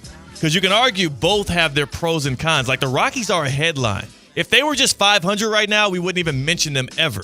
But because they're so bad that it's good for baseball, it feels like Scottie Scheffler is so good, it might be bad for golf. You know what I'm saying? Like you tuning out of a golfing event because he's that dominant. Yeah, but we'll eventually get, if Scottie keeps this trend going, people tuned into golf events for Tiger. Yes, Tiger has a lot of other things around him that made him must-watch TV. Yeah. And Scottie is less demonstrative and celebratory on the golf course like Scottie is. But like all sports, those dynasties, those dominant teams, players, or individuals, it will grow and fester, and you're trying to get that magic again because it's one thing to win one tournament, but when you watch the 7th, 8th, and 9th tournament one, then it becomes something special. Yes. I think that the Rockies being bad is bad for baseball. Is Scottie it bad being for baseball? good is good for golf. By the way, Jalen in the YouTube chat, destitute. That was the word I was looking for, not desolate. Desolate would be like an empty town. Yes, the Rockies being this bad is bad for baseball because you have an entire fan base out there that just does not care about the team anymore. Well, they got a desolate stadium. And they should. Like, no one should be financially supporting that team that is winning that few games. We were looking up tickets for Marlins Rockies. Marlins have the lowest payroll in Major League Baseball. The Rockies have the lowest amount of wins in Major League Baseball. You can get into Lone Depot Park for this series that's going on. Couple bucks. Really? $2. You can even get them for free today. if you listen to Russo and Russo some days. There we go. Uh-huh. Well, there you have it. There you have it. That was the get around, and that was a good time. A place where you can watch any and all sports. Any and all sports. Especially because they got 80 or more televisions in every single location. Well, that's Duffy's Sports Grill. They also are raising a glass to the class of 2025. All right now. Every graduation deserves a party, and Duffy's is the place to celebrate. Reserve your spot now and let Duffy's handle everything, because they will. Got private party spaces, party platters, custom menus for groups of 12 or more. No matter the size of the party, there's also 2-for-1 drinks all day, every single day with the 80 or more televisions. This is just right. This is just perfect. It's locked in. Do your graduation party at a Duffy Sports Grill. Plus, now through June 15th, get a $10 MVP bonus for every $50 in gift cards you grab. Level up your graduation at Duffy's. Visit Duffy'sMVP.com to book your party today. Duffy's, our game is always on. Yeah, man, I can't lie. This is one of those little weird dead pockets in sports where you're hoping for some big NFL news to happen that can make some things shake up. I saw a retirement on the Lions line. There's a couple of retirements coming down the pike here, but also 81 days since the Jets have released Aaron Rodgers. We're on Aaron watch, making him a free agent for the first time in his career. So he has reached 81. That is Kobe's high water mark for points in a game. It's pretty big number. Yes, and we've heard Will Howard's name being tossed around for the Steelers job. This is how long it's been since the kind of societal media pressure that Pittsburgh Rodgers is going to happen. We're so far removed from that we've moved on to Will Howard instead. Rightfully so. I said Mason Rudolph should get the job. Honestly, man, like this whole Aaron Rodgers thing, if Mike Tomlin allows for Aaron Rodgers to come and be the leader of this Steelers team, I think that would be a departure from like what we have. Like that might be the biggest flag pointing in the direction of, oh, he's about done here in Pittsburgh. Not because the Steelers are going to get rid of him, but maybe he's about ready to go.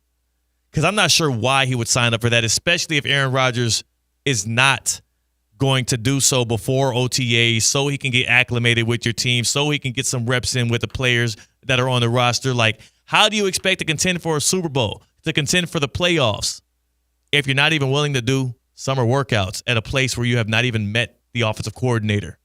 I guess he's met him, but he's never worked with him. Right. It makes no sense at all. So if you were to put your hard-earned money on what happens week one, who's the starting quarterback, what's Aaron Rodgers doing, what would you bet on? What would I bet? I would bet on Mason Rudolph with the Steelers. And Aaron Rodgers just not on a roster? Yeah. I've been saying this since I've been saying this since like the playoff time. I believe Rodgers is going to either retire. He's not going to start week 1 for anybody. I believe he's going to retire. I believe we've seen the last of Aaron Rodgers, and rightfully so. The problem is the juice still ain't worth the squeeze. Forget what you think about him as a human being. How about what we know about him as a quarterback right now? Unless you believe he is going to get better than what we saw last year coming off of the Achilles injury, he had one of the quickest time to throws in the league last year. It wasn't because the dude was just on time with the offense and was getting it. No, he was afraid of pressure. He was not confident in both his offensive line that the Jets invested in, nor his ability to evade pressure and to stay healthy. He only got a year older and a year slower, and he's also not even working out with whatever team he's going to be throwing the football for next year. I just don't see how this would work out unless your whole objective here is, I mean, and this sounds facetious. I've been saying it. If you bring in Aaron Rodgers, you must be trying to tank. You're trying to tank in plain sight. You're trying to make it seem like you're going for a championship. Instead, you want a top 5 pick in this next draft that's going to have a heap of quarterbacks for you. Yeah, I'm completely with you on this. I think that there is going to be no Aaron Rodgers in the NFL in 2025. No. And the more we talk about it, the more we're kind of just pulling at a thread that nothing's at the end of. Like, we're never going to get a resolution out of this. I don't even think Aaron Rodgers will ever officially come out and say, I am retiring. I think it's just going to peter out and disappear and dissipate. Because you're right. I think owners and teams in general have looked at things, and we saw a decision made on avoiding the noise, risk reward. What am I dealing with off the field? Not that it's like damaging and criminal, just noise. Having to answer questions. We saw a situation with Shedeur Sanders in the draft. Very unique one, but it centers around something we've seen in sports before, in football before. What is he worth? Is he worth all of the noise around him? And the answer was really no for a long time, that he got from a first-round grade to a fifth-round grade. Aaron Rodgers is no longer worth the noise that's around him. And not only is he not worth the noise around him, there are some pretty good quarterbacks that are coming down the line in next year's draft. So if it's win 9 games with Rodgers, win 4 games with somebody else, it might be worth it to win 4 games with somebody else because it's a lot simpler and you might get a good pick. But here's my question, C-Cat. Why do we keep assuming you're going to win 9 games with Rodgers? You're thinking best case scenario. You're thinking like if we solve our quarterback problem with Aaron Rodgers, we'll get the most out of it compared to someone off the scrap heap. It's just, and I get that. You're thinking, what if he plays better than he did last year? And I would tell you, since when have quarterbacks seen a production spike as they've gotten older after already showing us the clear-cut decline? And I would tell you, when's the last time we saw a good Jets quarterback? So, like, you're not beyond a reasonable doubt in that aspect, if you ask me. You're right. I mean, there's a lot of give and take in this conversation. But I do think that the main objective, the main priority for Aaron Rodgers is not for him to be throwing a football. It's for us to be having this conversation. He feeds off of attention. Yeah, but, like, the iron was hot around draft time. Yeah, it's not hot anymore. Everyone, like, he gonna pop for up the again. media to give up on Aaron Rodgers, that's saying a lot about how long it's been. I don't care anymore. I don't either. I'm kind of unfortunate that we spent 4 minutes on it. Yeah. I do not care anymore. Yeah, I'm with you on that. How about we welcome in Tina? She can give us a breath of fresh air. Maybe. On the other side, that's C-Cat. I'm Theo Dorsey. We're Theoretically Speaking on ESPN 106.3.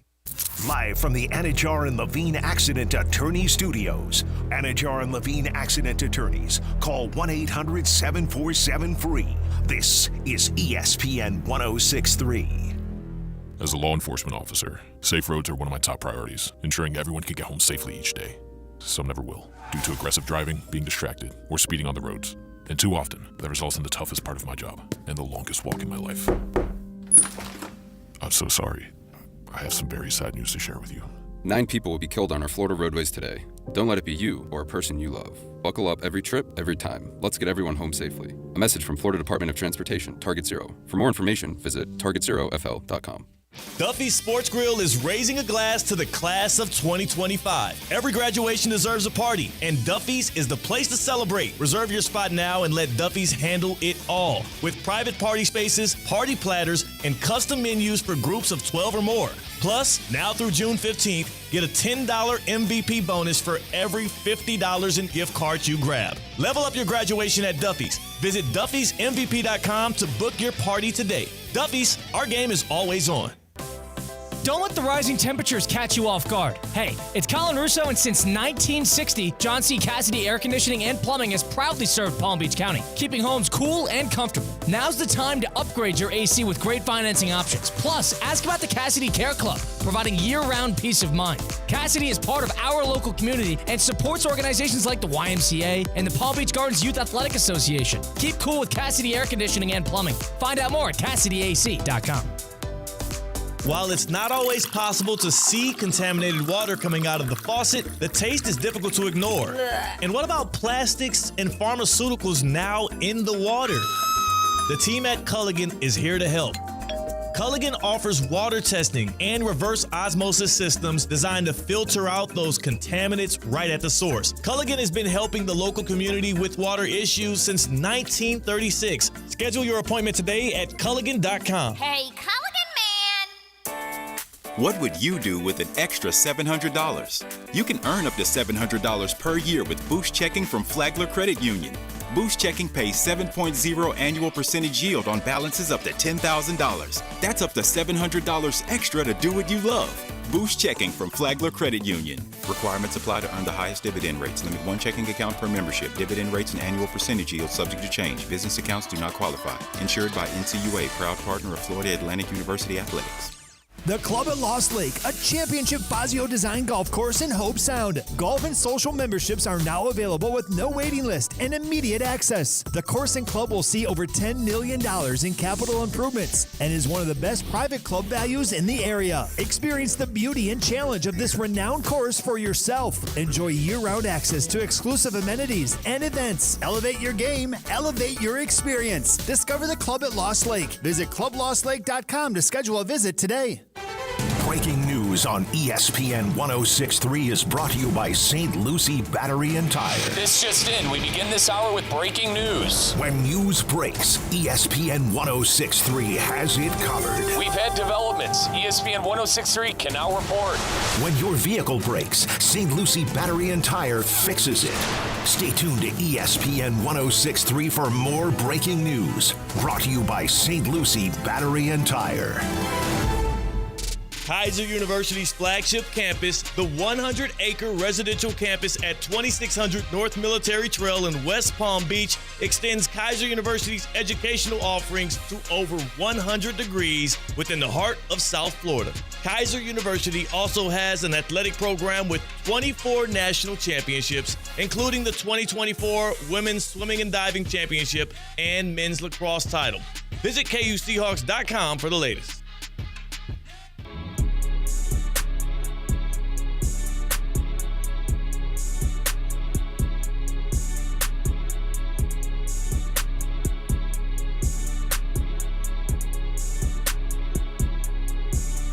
Live from the Anajar and Levine Accident Attorney Studios, Theo Dorsey is theoretically speaking. Streaming live on YouTube, here's Theo Dorsey. He's a number 57 overall prospect, the number 7 quarterback in the nation, and number 1 in Alabama. And he's leading off this segment of Theoretically Speaking. Why? A class of 2027 high school quarterback? Well, it's because it's the Baptist Health Orthopedic Care off-season football report. And this kid is the son of is he future Hall of Fame? Would you give this guy future Hall of Fame cred? No, I think I'd go best at his position that won't be in. Yeah. And sadly enough, he's better than Eli Manning, who's about to get in. And we're talking about the son of none other than Phillip Rivers. We just found out here we have a Manning there already and likely maybe a Rivers on the way. The Baptist Health Orthopedic Care offseason football report. Here's the headline. Son of former NFL star quarterback visits the Texas Longhorns. 4-star quarterback Gunnar Rivers. Son of 17-year NFL vet Phillip Rivers, who the jury is still out on whether or not he will be a Pro Football Hall of Famer. I think no as well. I would say he's one of those guys that had Hall of Fame level talent, but did not win enough, did not have the career, the legacy left behind. And he played in an era against some other quarterbacks who were just demonstratively, they just showed they were better. And you know what? There are quarterbacks who have prevailed, who have a lot more reason to say they didn't reach their heights, their potential in terms of winning, that eventually did break through. Like Matt Stafford, he had the greatest trump card in the book to not win a Super Bowl throughout his entire career. And he's using the last 25% of it in order to be a Super Bowl contender and, at one point, a Super Bowl winner. Yeah. Stafford definitely cemented his gold jacket. Rivers' son here, Gunner, visiting Texas. Visiting University of Texas, which means, I know he already has an NC State offer, but of the huge Rivers clan there, and you see a picture of it on our YouTube at ESPN West Palm. Phillip Rivers, famous for football, also famous for procreating. A lot of kids. A lot of kids. So I'm seeing a lot of daughters, not a lot of sons. Yeah. But, of course, they can go pro in whatever sport they want. Flag football is hot right now.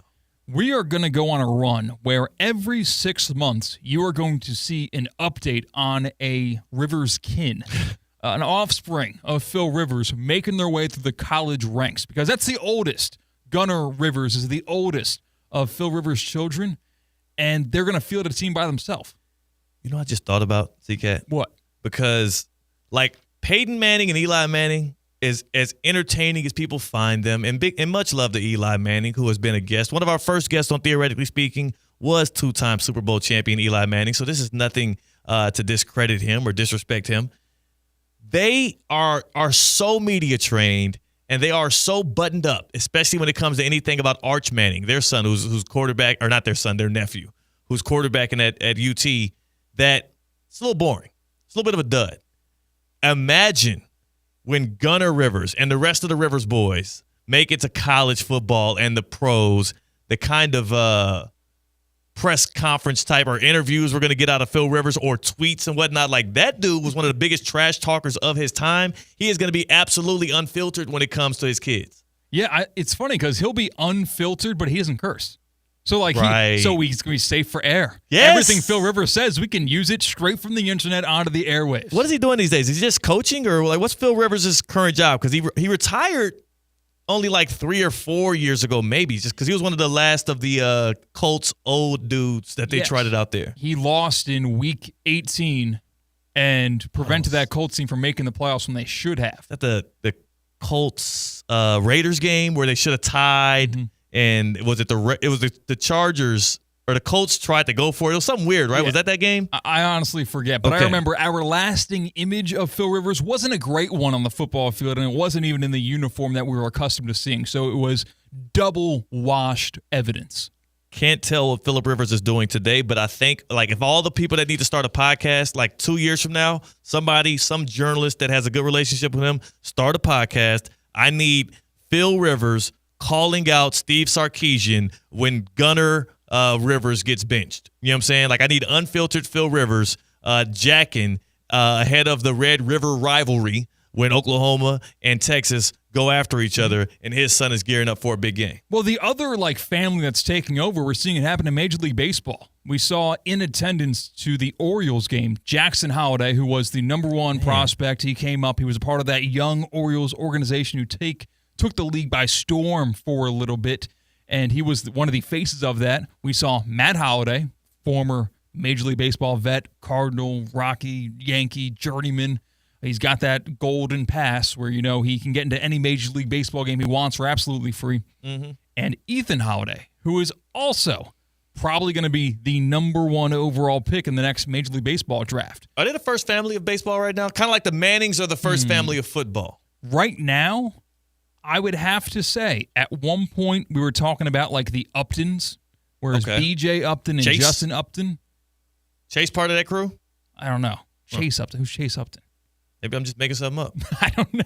No, I thought you knew something I didn't know. Maybe I'm that thinking was Chase Utley. There we go. Yeah, common misconception. I'm sure there's a Chase Upton somewhere in the Upton crew. probably first family in baseball. It's tough because Griffey's were one of them. Father-son duo, hard to beat. But then they stopped right there. The Guerreros got the same thing. Yes, Guerrero never played together. Yeah. Vladdy and Vladdy Jr. Yeah, I think so. It's starting right now. The Holiday kids being the first family of baseball. I think you need like at least 3 or 4 to start getting that. You can't just be a one-off. It can't be like LeBron and Bronny. It's like, all right, yeah, I get it. Steph Curry and Dale. All right, well, but they had Seth. They had Seth. Yeah, I feel bad because that's Seth Curry's whole life. This is his whole life. Like, oh, Dale Curry and Steph Curry. Oh, yeah, and Seth. Seth was known as the tossin' on whatever trade deal to the Nets, and he played well for like 2 months. And we're thinking, wow, he was a tossin'. Yeah.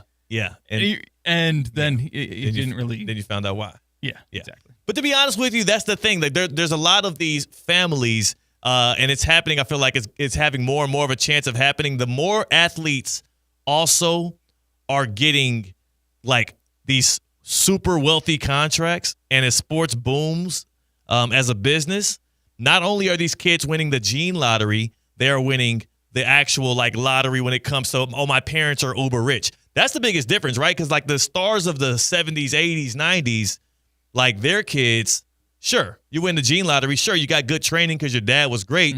Your dad he wasn't making $30 million a year. You know what I'm saying? Yeah, you're not getting unlimited resources unless your dad or mom hustled after their playing days and made a lot of money off of their name and happened to be great in their sport. No. You still got to hustle. Yeah, you still got to kind of hustle a little. Like, you just got to hustle in a nicer neighborhood. You know what I'm saying? Like, you're hustling. Whereas nowadays, these kids are hustling and they have private chefs and private trainers and year-round athletics. Yeah, like it's different these days. They're building professional, basketball, football, baseball player. Yeah, for the Holiday example, I covered Jackson Holiday when he was in high school because it played in Oklahoma, Stillwater, Oklahoma. The team that I covered played them often, big rivalry. And the Holiday compound is ridiculous. Like just a baseball compound built to make the number 1 overall pick in the Major League Baseball draft. Yeah. And it happened twice. And it's no mistake with the batting practice, like the setup they have in there. Every tool you could want to become a professional baseball player, they had. And those kids, good for them. They didn't just play baseball. They played other sports too. You have to. The LeBron James, Luka Doncic, JJ Redick. It's the LeBron and, not JJ Redick, Steve Nash podcast. What is it called again? Mind the Game. They had on Luka Doncic. They talked about Luka's 300-page research into youth sports and the differences between the two and how you're able to grow in the youth games that have now become like an economy into their own. They talk about multi-sport athletes playing multiple sports and giving kids rest also so they don't burn out is key to development. Dave says in the YouTube chat there's a lot of Clemens boys in baseball. Fun fact, Roger Clemens and your boy, same high school. Whoa. Yeah, same high school. Did you meet him when he went to like the golf outing? I think it was I Reggie did. We Jackson chopped golf up about outing. it. Nice. The Reggie Jackson. I got it. Actually, it's a good interview between me and Roger Clemens. Talked a little UT, talked a little Horns Down. That was back when Horns Down was going around and people were confused. And also talked about Dulles High School, D Vikes. In fact, the funny thing was they actually got the year wrong. They told me Roger Clemens was like a sophomore there, and he was like, nah. He kind of cleared it up for me. So I'm going back to my high school one day, and I'll let them know to stop misleading us. So there are 2 Clemens boys in baseball right now. You have Cody Clemens and you have Kobe Clemens, both with K's. Both names that could have been C's. They chose K's, maybe because pitchers? No, but his dad was. So maybe there's that. That has to be why. He's like, I like K's. I don't like that. If your name could be spelled with a C, you should probably pick a C. Unless it's Catherine. Catherine should be a K. Some Cody Catherine's should be a C, though. It shouldn't be. So you're the one that gets to decide? Hey, newsflash, your last name? Yeah, it's Cat with a K. Like, what are you talking about? Wow. Am I the biggest stones throwing from a glass house of all time with that opinion? You're either that or you're an idiot. But you can control first names. You can't control last names. You can't control any of them. They put that on your birth certificate. Well, I'm not blaming Cody and Kobe for being spelled with K's and not C's. I'm blaming their dad. Roger. I hope they don't have a third son with a K. Well, on this brief Google search, there's a Corey Allen Clemens, and the picture of him is not his like MLB.com picture. He's like, that's his mugshot. So he. How does they spell Corey though? With a K. Oh, it's got 3K. No, Roger. Those are three names. There should be C's. Corey, Kobe, Cody. I agree with you now, CK. Yeah, Corey Allen Clemens. He didn't do as good a job on Corey Roger as a Pops. He's DWI case. He's on probation, striking a plea deal with his prosecutors, TMZ Sports has learned. That was in December of 2023, so maybe he's out by now. It's a shame that when you Google his name, it's only a mugshot. That is tough for him. Not a good one either. 2 out of 3 ain't bad. Should you smile in a mugshot or no? You got to give it. It's a rough mugshot. You're not lying. I guess it is a DWI, so he probably was intoxicated when doing it. Also, probably not happy to be arrested. I don't know what I would do on. See, that one's a little bit of a smirk. Remember Michael Jordan's son? What was it? Marcus Jordan, I believe. I forget which one that got arrested like about a decade ago at this point. And he had like a big smile on his mugshot, and that got ridiculed. Because they were like, yeah, this guy's so smug. He's doing things, getting arrested, and he knows I'm Michael Jordan. Yeah, well, let me not speak too much because Michael Jordan lives in this area. That's CK. I'm Theo Dorsey. More theoretically speaking, if less Michael Jordan calls for our show to go away on ESPN 106.3. Live from the Anajar and Levine Accident Attorney Studios. Anajar and Levine Accident Attorneys. Call 1-800-747-FREE. This is ESPN 106.3.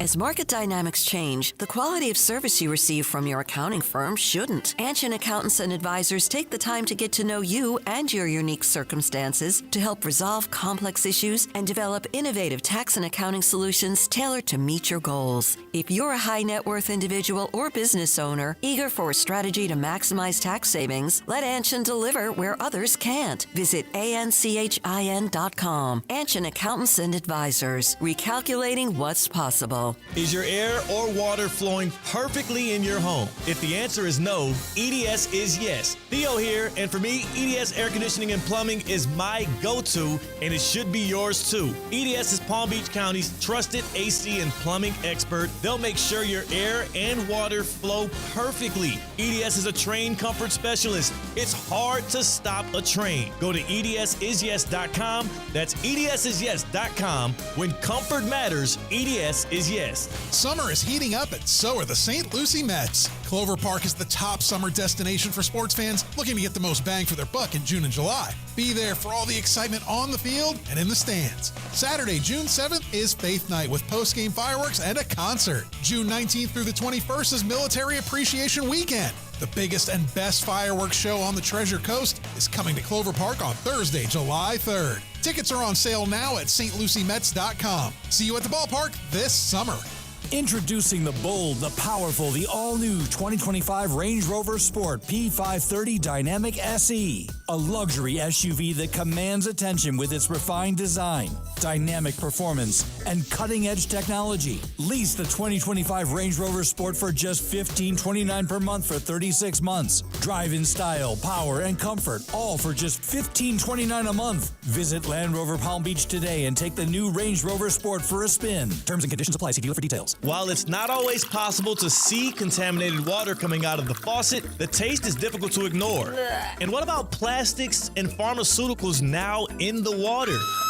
The team at Culligan is here to help. Culligan offers water testing and reverse osmosis systems designed to filter out those contaminants right at the source. Culligan has been helping the local community with water issues since 1936. Schedule your appointment today at Culligan.com. Hey, Culligan man!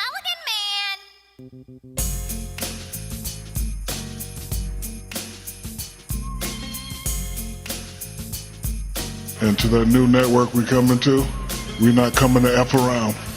And since it's the last show, I'm going to say it. We not coming to F around. We kicking ass, we taking names, and we taking over.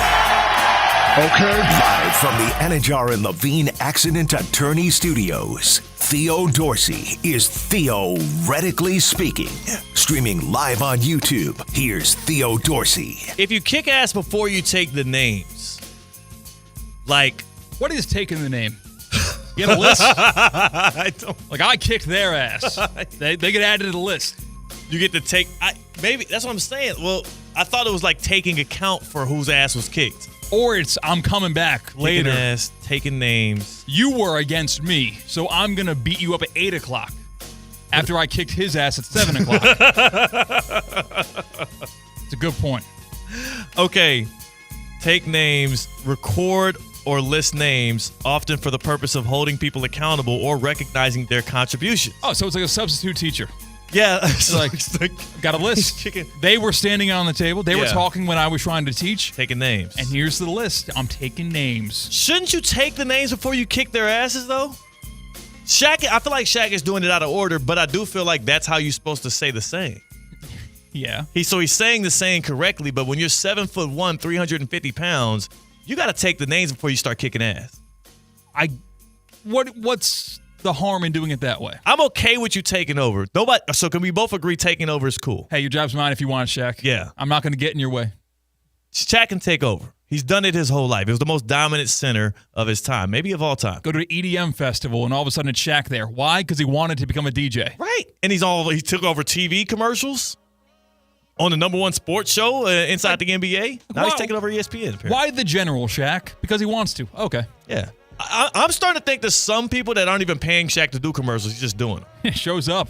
Hey, how could he keep count? It's like the people that show up with a big check. You ever see those giveaways? Yeah. Like he just shows up, I'm going to endorse your product. And they're like, all right. And he's that generous of a dude that he probably would do that. Shaq, please take the names before you kick their asses.